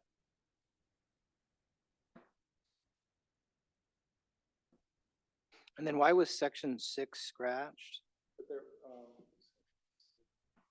I think because it was moved up to, Article 2 or 3. Okay. I know that. That was the one we were talking about from before, yeah. I think on this, sorry, but on section 5, number 1 is a great example. I think, board member Jones brought this up earlier, is this is a place where, the main difference between an ordinance, the practical difference, I guess, is that here in Litchfield Park, if you keep this rule, right, ordinances have to be introduced and then acted on later, which means there's 2 readings. They're brought up at 2 council meetings. So ordinances are slower, they take more time. And so you might want to put things in section 5 that aren't by state statute, right? You might want to say, these are things that we want the council to do slowly and have 2 meetings on. I think that's kind of the significance of this section.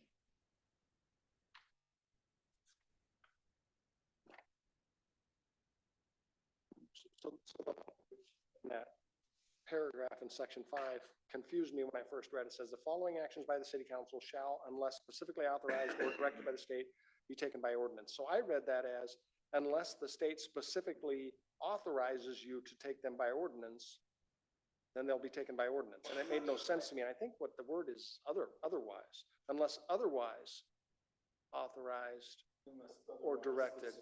I think it's kind of a double negative. I think you're right that that's. Okay, so having said that, so we have in here providing for the levying of taxes. How about borrowing money? Isn't that done?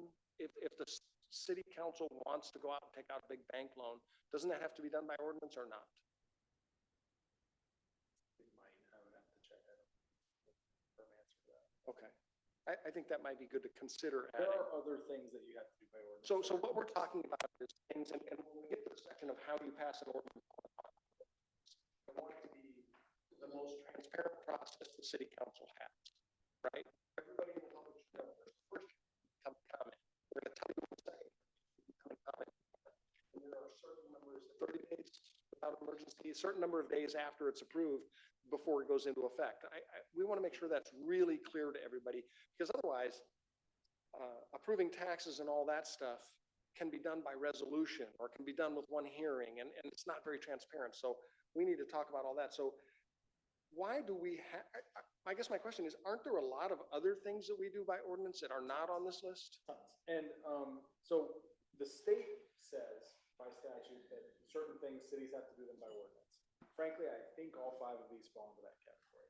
I would say the purpose of this section, if you're going to have this section, would be for you to put the things that are important to you. Okay. That they be done by Okay, ordinance, so right? You, the framers of the I want to consider borrowing of money. I want to consider putting that here. I also, where it says zoning regulations, providing the establishment or changing of building and zoning regulations, that to me says, if you're going to change the zoning code, you have to go in and have an ordinance. Is that what is zoning regulations to you? What does that mean? Yeah, I think mostly that would be the zoning. Okay, so Building and zoning. I'm going to express to you what I heard from people when we were out gathering signatures. They were really upset when they thought the owners of the Wigwam Resort could come in and change the zoning of the golf course from, I think most golf courses are, to residential, commercial, whatever, and put condos on their property where a golf course currently exists. People are scared to death of that, okay? They hated that when it started to happen previously, and I mean, did anybody else hear this, right? Okay, so would it be legal or possible for us to consider writing that any change to any zoning of any parcel in the city requires an ordinance? And that means you have to have 2 hearings. So if somebody comes in and wants to change the house next door from residential to commercial, there's a big red sign posted out front that said, here are the 2 hearing dates where you can come and comment on this and all that stuff. People are scared to death of the zoning change. So tell me, is that legal to require an ordinance to change? I think it's the correct practice. Stadium has to come to the city and apply for a zoning change. Okay. And the city then invites the public, and all comment. Is that in statute as well? Right, but if it's a priority, I mean, all of the things that are currently there, I think are in statute. And so if it's a priority for you, as the framers of the charter, you could put it in there to emphasize that. So where it says zoning regulations, I'm just throwing out for the group, maybe we could also add any change to zoning of property in the city. It's already in state statute, statutes change, and this would say you have to do it. Yeah, I think that's zoning. That was a long way to explain. I had a lot of people talking about zoning here. That's a big.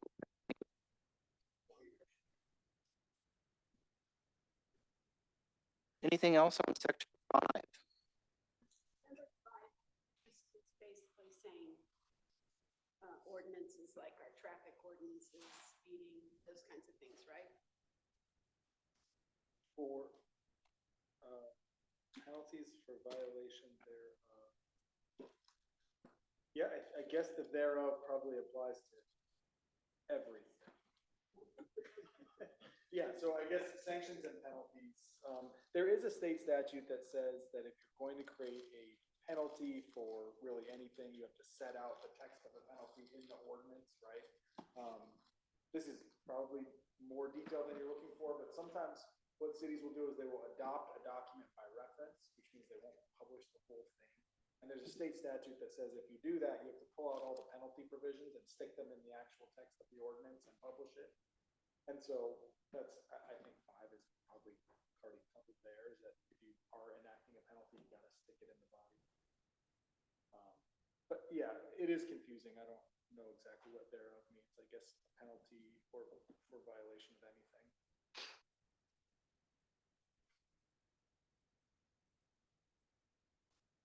we'll just keep moving along. Kenny, you said you had something about the passage of ordinance and resolutions? Right, so kind of been talking all night about how important it is to have ordinances because it gives the public two bites at the apple. You can't change taxes, you can't change zoning. It's really important that ordinances, and I want to be a transparent city, and this is where the city clerk gives me evil looks. So I think we do all of these things already, but I think it's important to be very, very transparent in those things that are required by ordinance. So, for example, you have to post 24 hours before the ordinance is introduced. So you post something that says, here's what's on the agenda for tomorrow night. An ordinance is going to be introduced, and here's the time. If you want to see what it actually says, you can go down to City Hall and read it, or it can be posted somewhere on the internet, but you know 24 hours in advance. The second hearing can't occur less than so many days before the first hearing by statute, I think. Second hearing of an ordinance can't be the next day after that. So the two readings of an ordinance is actually a Litchfield Park rule. That's not a state. And so that's an example of something that we customized just for Litchfield. Okay. Well, every responsible city does that, has two hearings, because it's really important stuff that's passed by ordinance, and it's important to notify the public. The things that I would like to see either in policy or incorporated in here are, during the first reading of the ordinance, you specify the date when the second reading will occur, so that it isn't, oh, well, this one snuck up on me and I didn't get to go there. And then the next one is 24 hours in advance as well, and you didn't get to either one of the hearings. You should be able to read the agenda, and it says, hey, they have the first reading of that ordinance of the zoning change of the property next door to your property here on this date, and it's established. And if it isn't held on that date, then you have formal action to move to another date. So all of those things are really important to getting the public involved in decision-making and get them the ability to comment. Is that current policy that the first reading of an ordinance specifies when the second hearing will be? The current rule in the city of Litchfield Park is in the city code, and it says no ordinance shall be approved on the same day it's introduced. That's the rule. Okay. So the council could have a special meeting and they could introduce it, and then they could have a regular meeting the next day and they could pass it, or they could do it a year later, and that's the whole rule. And I'm not afraid of the current council or any previous councils that would have done that. We're talking about a council 20 years from now that wants to do something and keep it out of the eye of the public, and this should keep them from doing that. That's why we have a charter to protect citizens. So whatever language you want to come up with to say the date for the second hearing shall be noted in the first hearing agenda, and it shall be no less than some number of days after the first hearing. Whatever, but I don't want to hamstring staff.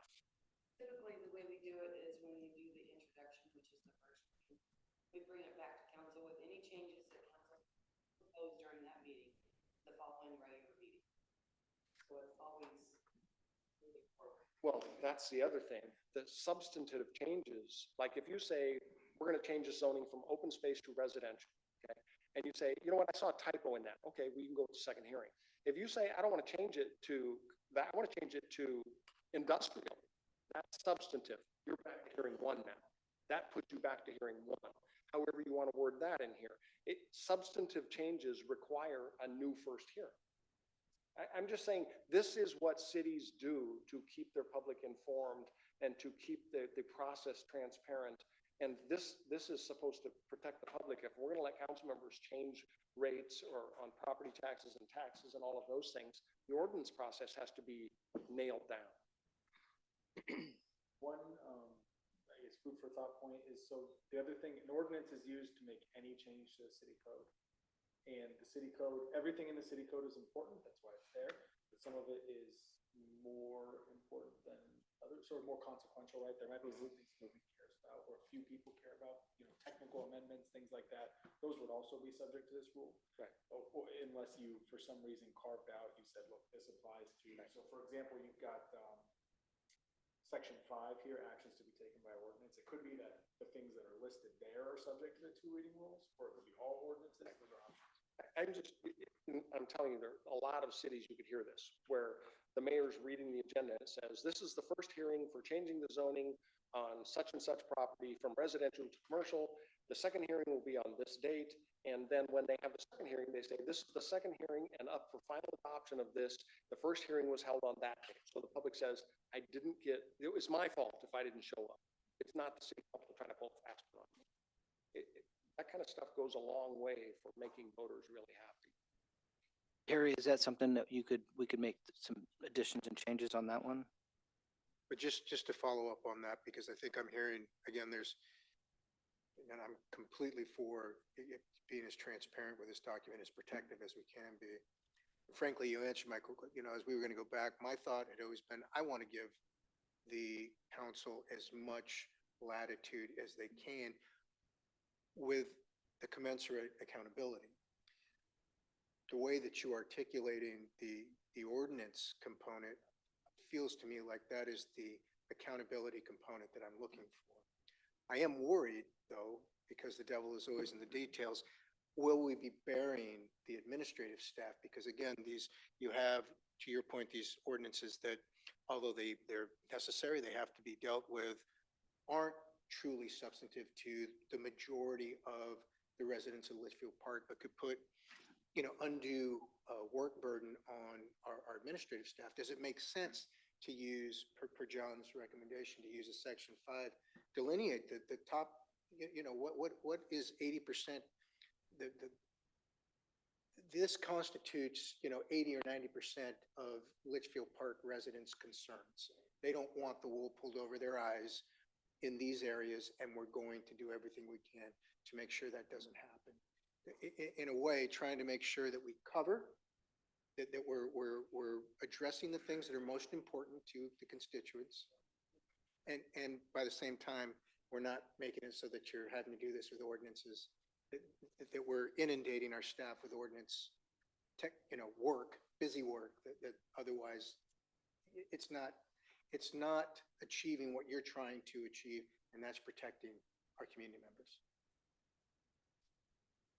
If we did something like that, we'd have to be pretty broad because we're, like you said, 20 years from now, something new, if the devil's in the detail, somebody else may come in and find a way around it. Yep. So I don't right. want to lock us in unless we keep it, or we have a last section that says it may be added or amended, because otherwise, you know what I'm saying? People I do. figure it's just those. I do. Are you talking about limitations in here? So we have, I think the city attorney said, we have state statutory requirements, things have to be done by ordinance. And we've only included a few things here that we're saying, we want to specifically mention these. To your point, we don't want to overburden them and put a whole bunch of stuff in there besides statutory requirements that we're going to require, right? Yes, but I'm saying that if we did make a list, we don't know what's going to be happening in 20 years. There may be something on there. It's not an ordinance. We don't have to do it that way. We have maybe not the greatest city council, and they decide to do something because it's not on our ordinance list. So when you make a list, it's like, this is it, unless you're going to put something broad at the end that says, includes other things that may affect the public in some way. So I'm just hesitant to make a list, because as soon as we make that list and we pass this, somebody's going to come up with, oh, you guys left that off. Or what about that situation? And for the most part, I think what's in statute is really a good list of things. The things that are in statute, you have to have an ordinance to do these. And if we're thinking of something that's not on that list and we're going to add it here, I think you're right. We need to be very careful not to make too big of a list of things that may not be pertinent in the future. Or just make sure that it's expansive enough that it can be changed. I'm just saying, as soon as we send this out, somebody's going to go, well, you didn't put that on the ordinance list. Because individuals, there's going to be other ways. Right. And we're trying to make something that's going to go into the future, and we can't foresee the future. So I just find if we can do it in a general way and make it inclusive enough, then it's fine. But if we get too specific, then somebody will find another way around it. People always find a way around it. Yeah, I agree. Now that you mentioned that, I don't think there's any provision in here for city council to add to the things that have to be done by ordinance, but we should say, or other things that in the future, the city council deems important enough to be done by ordinance. I make it flexible. So are we getting any thing concrete on that? Yeah.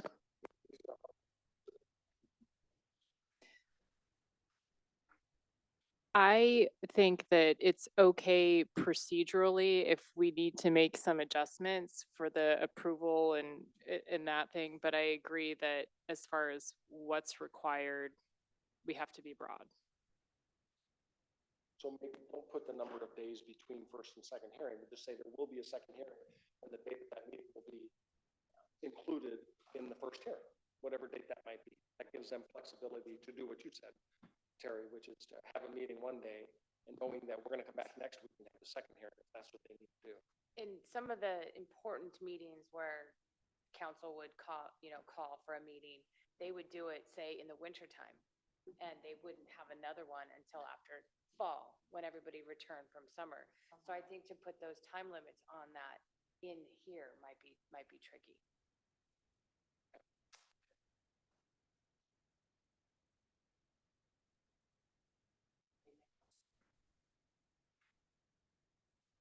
Do we have any- Yes, just one last, I mean, I would appeal to you, John, and the rest of the staff for, my intention was, again, we're trying to make sure that that we're being as transparent as we can on the things that are important to the community members of Litchfield Park.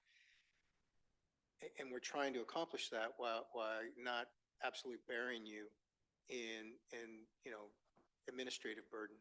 So I guess what I'd ask is, if you could supply wording or supply suggestions as to how we word that into a charter, I'd be all ears.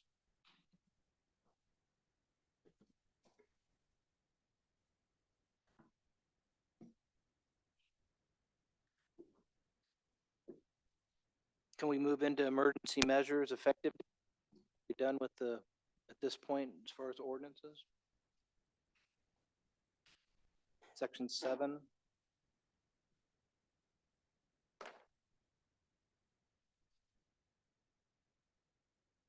I take it this is pretty standard on this one as well, as far as this emergency measure from the legal, having that. The last sentence. So, state statute, but the rest of it.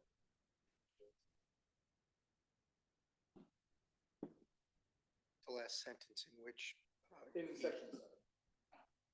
Where it says no emergency resolution or ordinances shall be allowed regarding Understood. franchise or increasing living taxes. I don't know about that. Did you have a proposed change for that? I didn't hear. No. I think the question was if this is pretty standard. So Immediate preservation of peace, health, or safety in 3/4, that's all state statute, that's pretty much universal. that's defining the emergency. And then we could put further restrictions. No case shall be declared for this. Could, and that I think is what's happening in the current Last sentence, right? And so the last sentence is an example of what you could do if you want.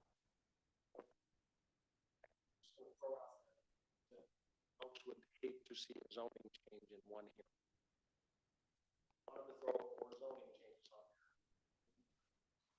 You can't have an emergency ordinance or changing zoning, and it rarely is have an emergency.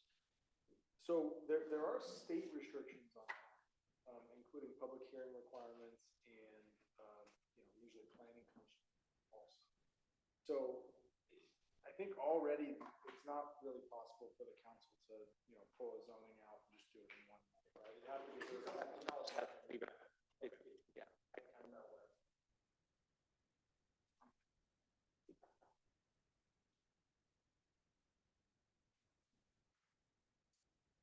Going pretty well here, it's 6:30.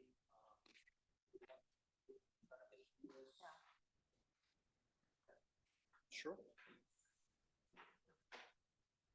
Four more pages. So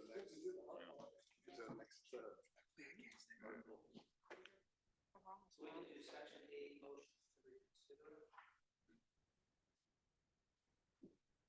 My comment would be that I've only seen motions to consider allowed, and I think this is the way it is in Congress too.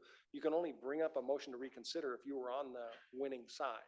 Correct. So if you lose a vote and, you and 3 of your colleagues vote, or 2 of your colleagues vote no, you don't get to bring it back on the agenda the next day. Only somebody who voted in the affirmative gets to reconsider it. It's correct. And the standard rule is that you can make a motion to reconsider the same night or at the same meeting or at the next meeting. Right? Or sometimes it's the same day or the next day. So I think this is intended to narrow that and say, never mind, we're not doing motions to reconsider the same night, bring it back the next meeting.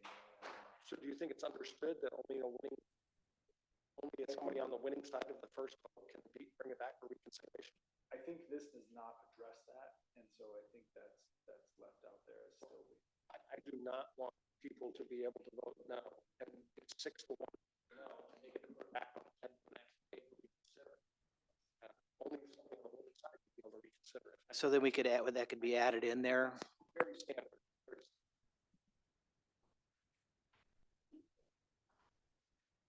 Where, and 24 hours. Does that have the meeting? I would assume that does include it.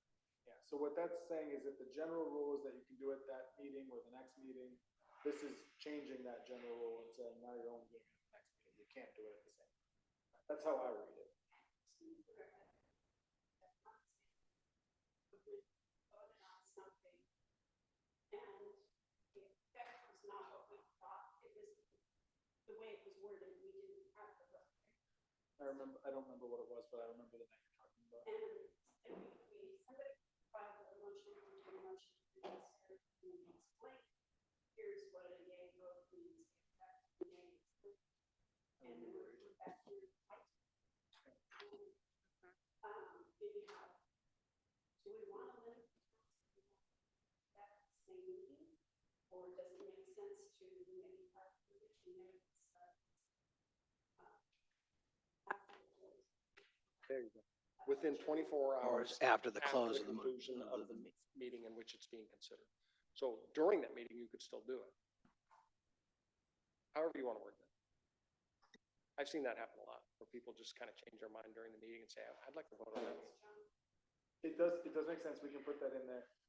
Again, I would say this is scrap paper, and this could be something that you said council can figure this out with their own rules of procedure. It doesn't need to be in the city charter.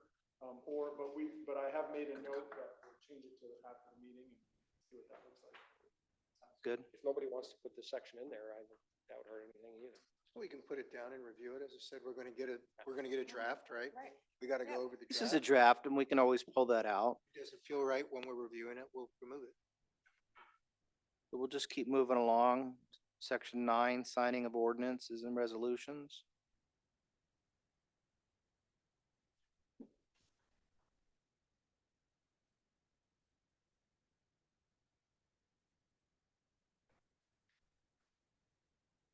The 5-day is a standard as well.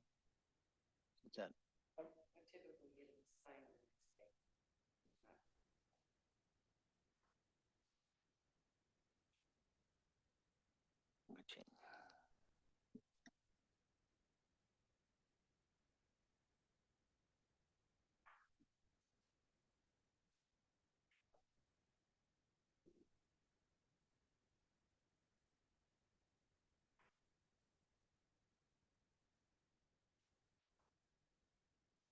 Just keep moving along. Section 10. Statute regarding having to publish the exhibits in ordinance. You're talking about section 10 now? Section 10, I would put on the list of, does the board want this in the city's charter or not? My suggestion, but I think you're right, there is a lot more detail that could go in here. This is the level of detail the board wants in the charter. What was it, Terry, you were suggesting that we add? Current statute states that I'm not required to publish in the paper the exhibits of any ordinance resolution. I just have to put verbiage at the bottom of the document saying, if you want to view these, you can come and see. I was gonna try to not comment any further on the whole article. But I need you to note here that comment, says though. This doesn't say anything other than we will follow the revised standards. I don't know why we have it in there. If you want to put it in, but it just says we're gonna follow state statute. Okay. So we can move through that and then make a decision whether we want to keep it. And then maybe add that if we decide to keep it, that we can add that verbiage that you put in there so that they don't have to, they can come get their document from you. Section 11.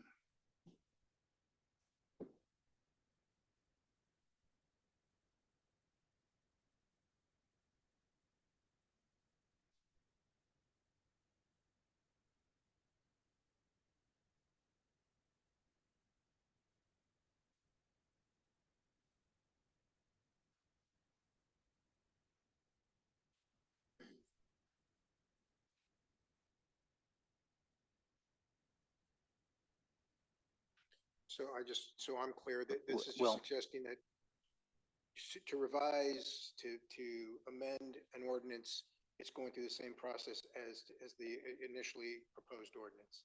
Got to go through the same step process. Okay.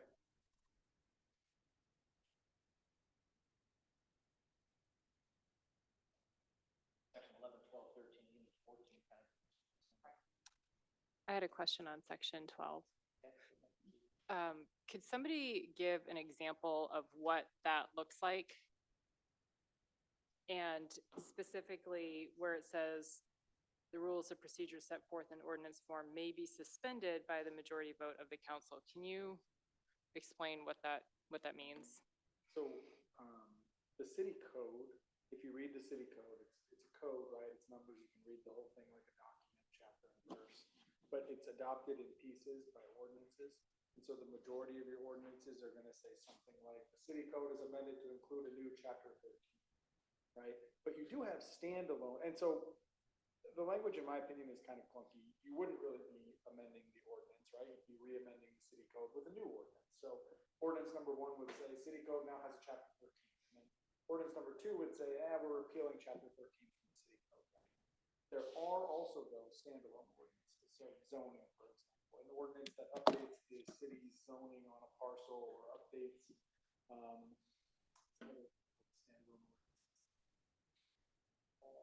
we use a resolution to designate. Most of our ordinances are just the city code. So, but zoning's a great example, right? You don't write into the code that the house on the corner is now designated multifamily, right? You don't write that into the city code. That's a standalone ordinance. So you would actually go and you would adjust that ordinance if you wanted to rechange the zoning of the house on the corner. Okay, and when it says suspended by a majority vote of the council, I just want to make sure that the council can't like enact an ordinance and then say, just kidding, we didn't like that ordinance, we want to like They can do that, They can and then we always want to, So that the council could say the entire city code is repealed, right? I mean, Okay. they pass it, they can pull it out. okay. So And that's something that this section allows for. They could say, we don't like our charter and we're gonna, or a car, oh, excuse me, yeah, because the voters have to, but the Yeah, code. So the council can do that with or without this section. Frankly, I don't really know what section 11 means. I think section 11 was written when maybe procedures were a little bit different in a lot of municipal lawmaking. Section 12, I do think says if you're going to repeal an ordinance. I mean, there are some odd ordinances. I don't remember what Litchfield Park did during COVID, for example. Was there an emergency ordinance?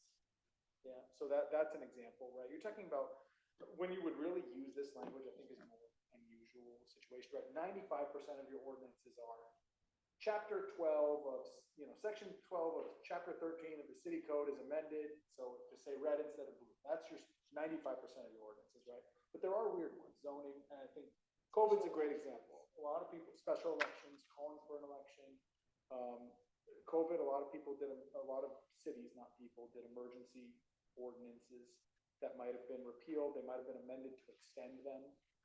They might have been edited to change the restrictions. Adoption of the general plan or modification. There you go. General plan. Yep, general plan, that's right, general plan.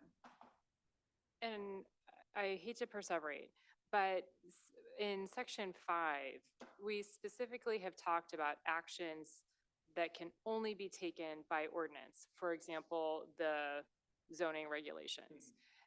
Does this section allow the city council to repeal that ordinance?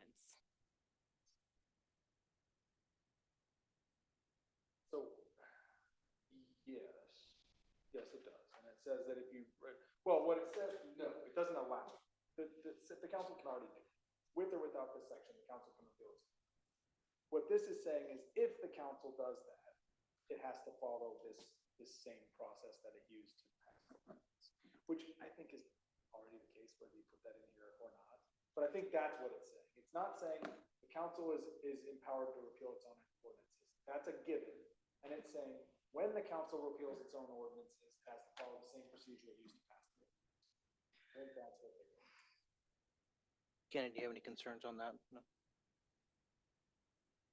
Suzanne, anything else on that one? I appreciate that. I just wanted to make sure that I understood, and thank you for clarifying that. The rules, so if you're asking specifically about the rules of procedure part, I assume that they're talking about, so that the council adopts its own rules of procedure. It's almost always done by resolution. I believe it's done by resolution here. Council rules of procedure, they're by resolution. If that's what they're talking about, those are the only rules of procedure that I'm aware of in Litchfield Park. Yeah, we can look at that again, and then we're still deciding whether some of those need to come out. But just moving along through the procedure and adoption of by reference.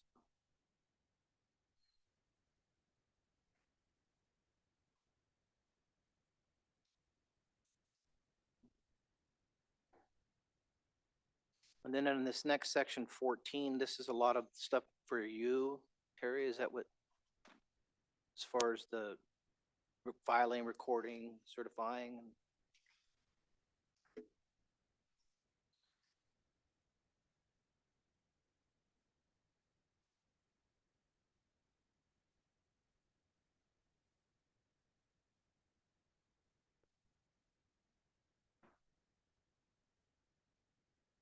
That sounds good.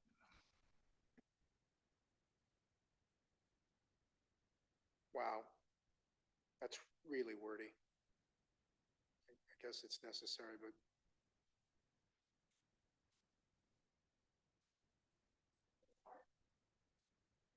the entire paragraph, I guess I'm saying is it's almost a run-on sentence. It just, I mean, again, I'm sure that there's a legal requirement, reason it stated as such. It's just not super clear, I guess. Or I had to read it a couple times to get it. I think. Some of it would be cleaned up like the first. Where it gets rid of some of the hands and use the commas. Talk a little bit there, like shall be filed commas, they kept commas in.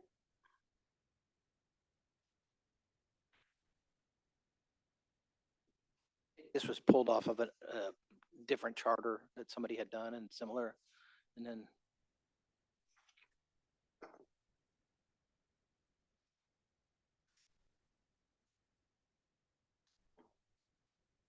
Just for what it's worth, I would say that 12, 13, 14 are all, 11, 12, 13, and 14 are all things that you might want to look at. Do you want them in? Yeah. Almost like they're procedural. I think they are procedural. Yeah, the charter is your city constitution. yeah. Anything else on those sections? I think the one thing we have to kind of make a decision, and maybe we can get your thoughts on that, John, and the legal thoughts.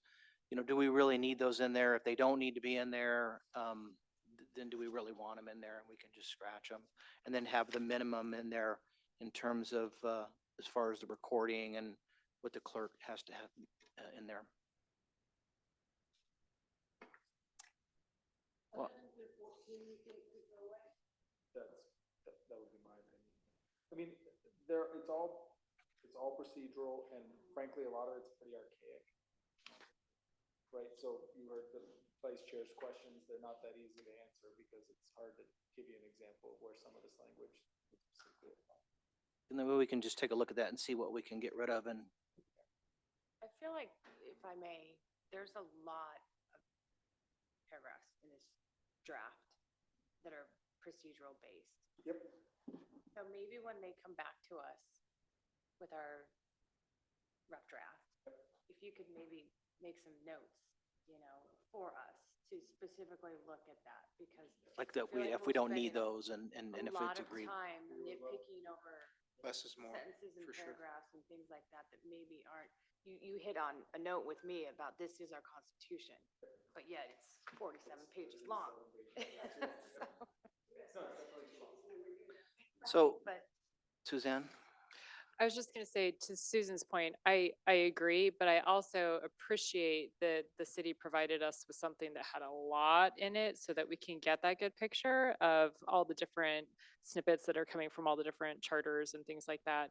But I would also ask that when you do come back with that draft, that we still have the original pieces in there so that we don't miss those when we, go to pare it down, so is a red line, probably. That's what I'm please. currently planning. Perfect.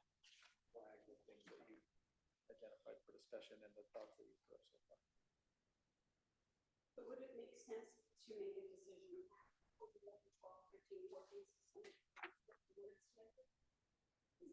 So and we're here to help you however you want us to do it. My current plan is not to wordsmith that, is to bring it back with. Yeah, flags and maybe I think we come back with an edited version. What board member Fix suggested, and maybe we'll color code or something, and we'll kind of highlight, other sections in the charter that we think fall in the same category. I think we've gone through quite a bit here. And unless somebody wants to pound through another section, Well, section 8 is, excuse me. So Article 8 is very short. I think that will take us up to Article 9 where we started this evening. If we could just close the loop on that. on Article 8. Are you If guys up for everyone- that? And then that'll put us through Article 9, and then we'll be starting at 10 for the next one.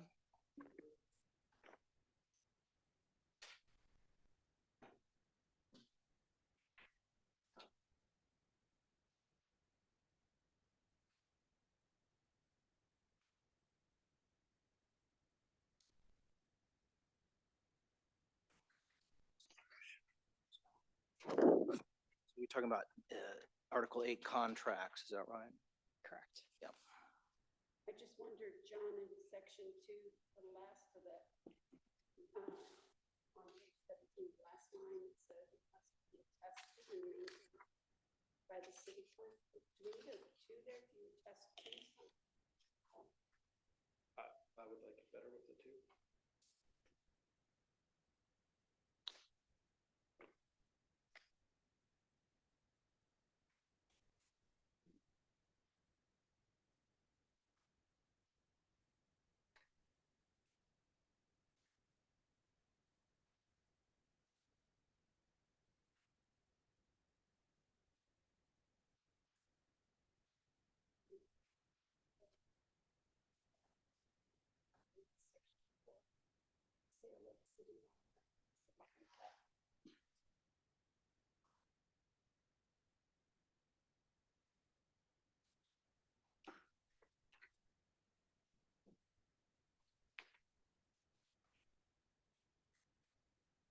I have a question on, I'm sorry, were there any further questions on section 1? Okay, I had a question on section 2. I went back and I looked at the city code, which is very detailed in this area. And I guess my just general question is, the city manager can do quite a bit without the approval of council and the mayor as well. Is that typically the case across all city councils?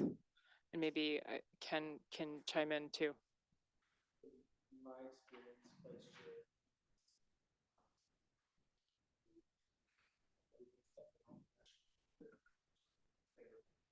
The threshold where they can make these decisions. Some of them will have tiers, where they'll have a tier where you can do it, but you have to go back and get it ratified by the council. So there's room for little details, but I think pretty much everybody allows some level of unilateral purchasing. Is that the case, So- Kenny? So while this is very broad, the intent then is to fall back on the city code for the detailed structure for all of this. Is that kind of correct? So when it says the city council shall establish by ordinance, I think that would probably mean what's in the current city code. And if this is what ends up in the charter, I'm guessing what the city might do is use the same exact text that it's previously adopted by ordinance. Say, yep.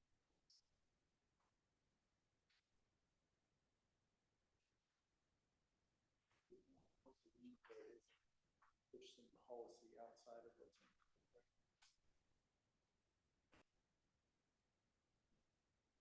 in. Anything else on that, Suzanne?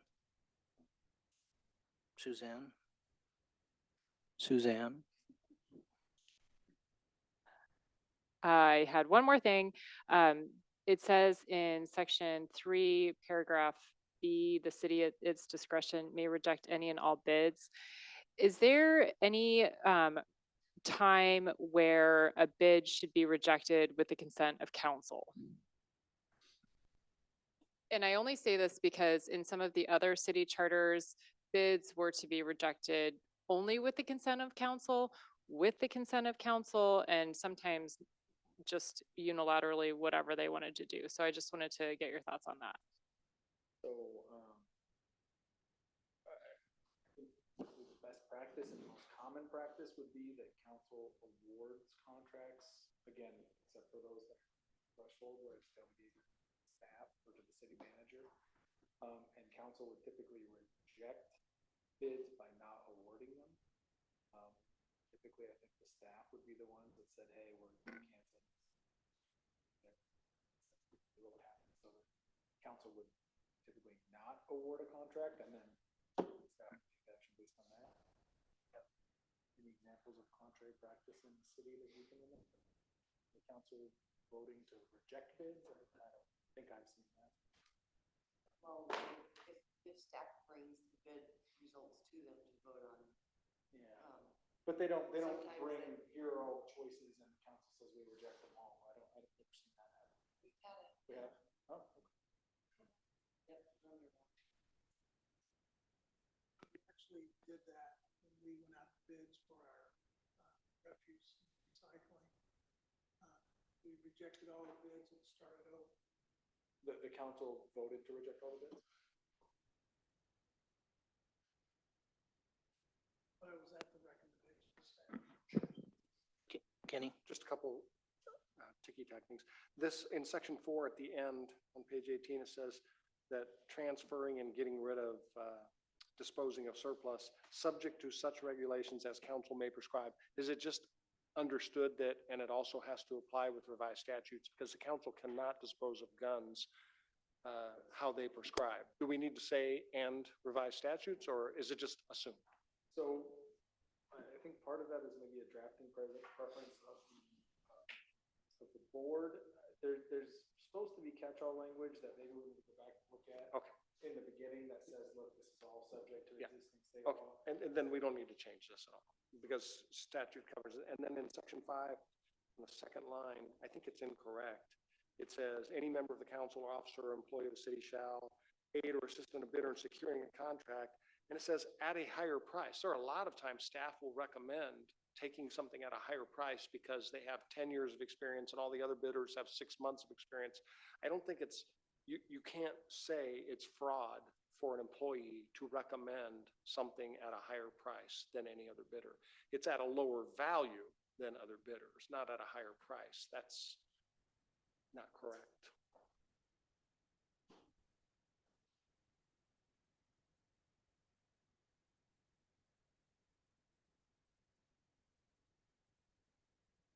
So at a higher price with lower value. What says at a higher price than any other bidder, and it's just incorrect. I mean, staff does that all the time, I would hope. Yeah, someone's going to have the highest bid, and that doesn't mean they're fraudulent. Yeah. Use them.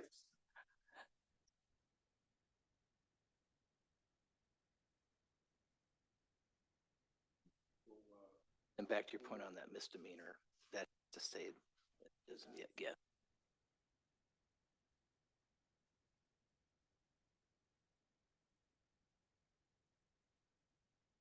One other question on section 5. I know we discussed earlier breaking something out for city council versus city personnel. In this case, my question is, what is otherwise provided for in the city personnel policies that would not make them removed from whatever they were doing? Like, is there a way that a city employee can somehow commit fraud and still retain their job?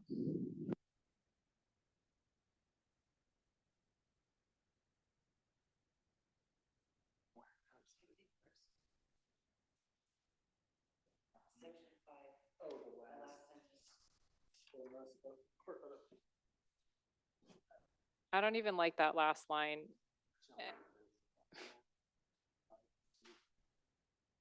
Oh,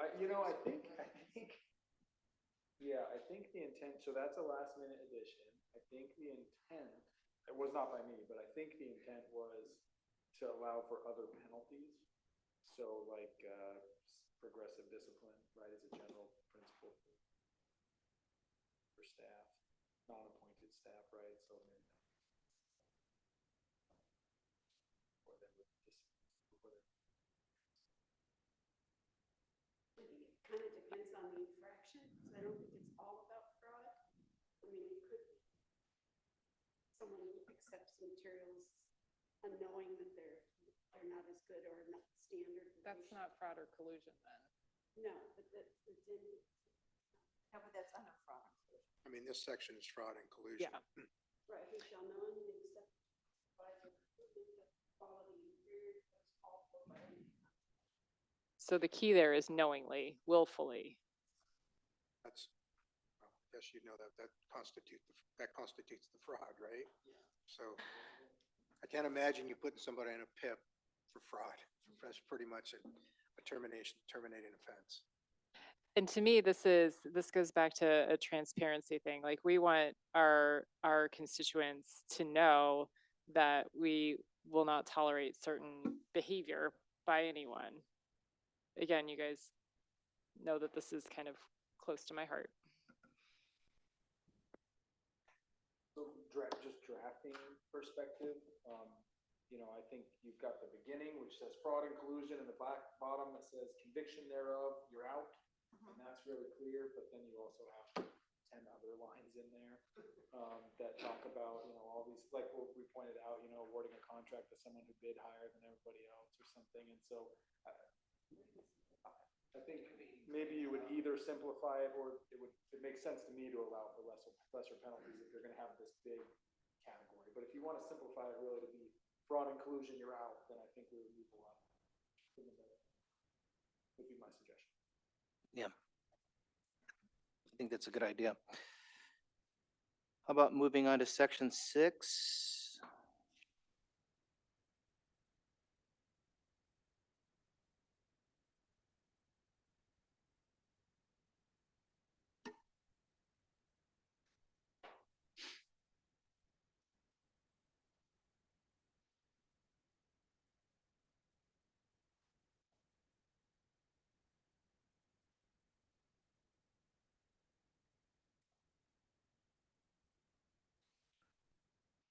Looks good. How about section 7, notice of bids? Anything on that?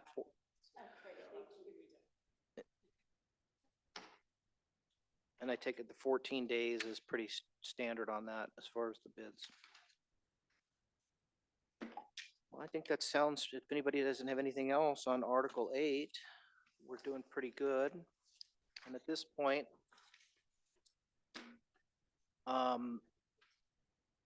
do we want, Terry, do you have anything to talk about as far as approval of the postcard, or do you want to share any more information on that? Okay.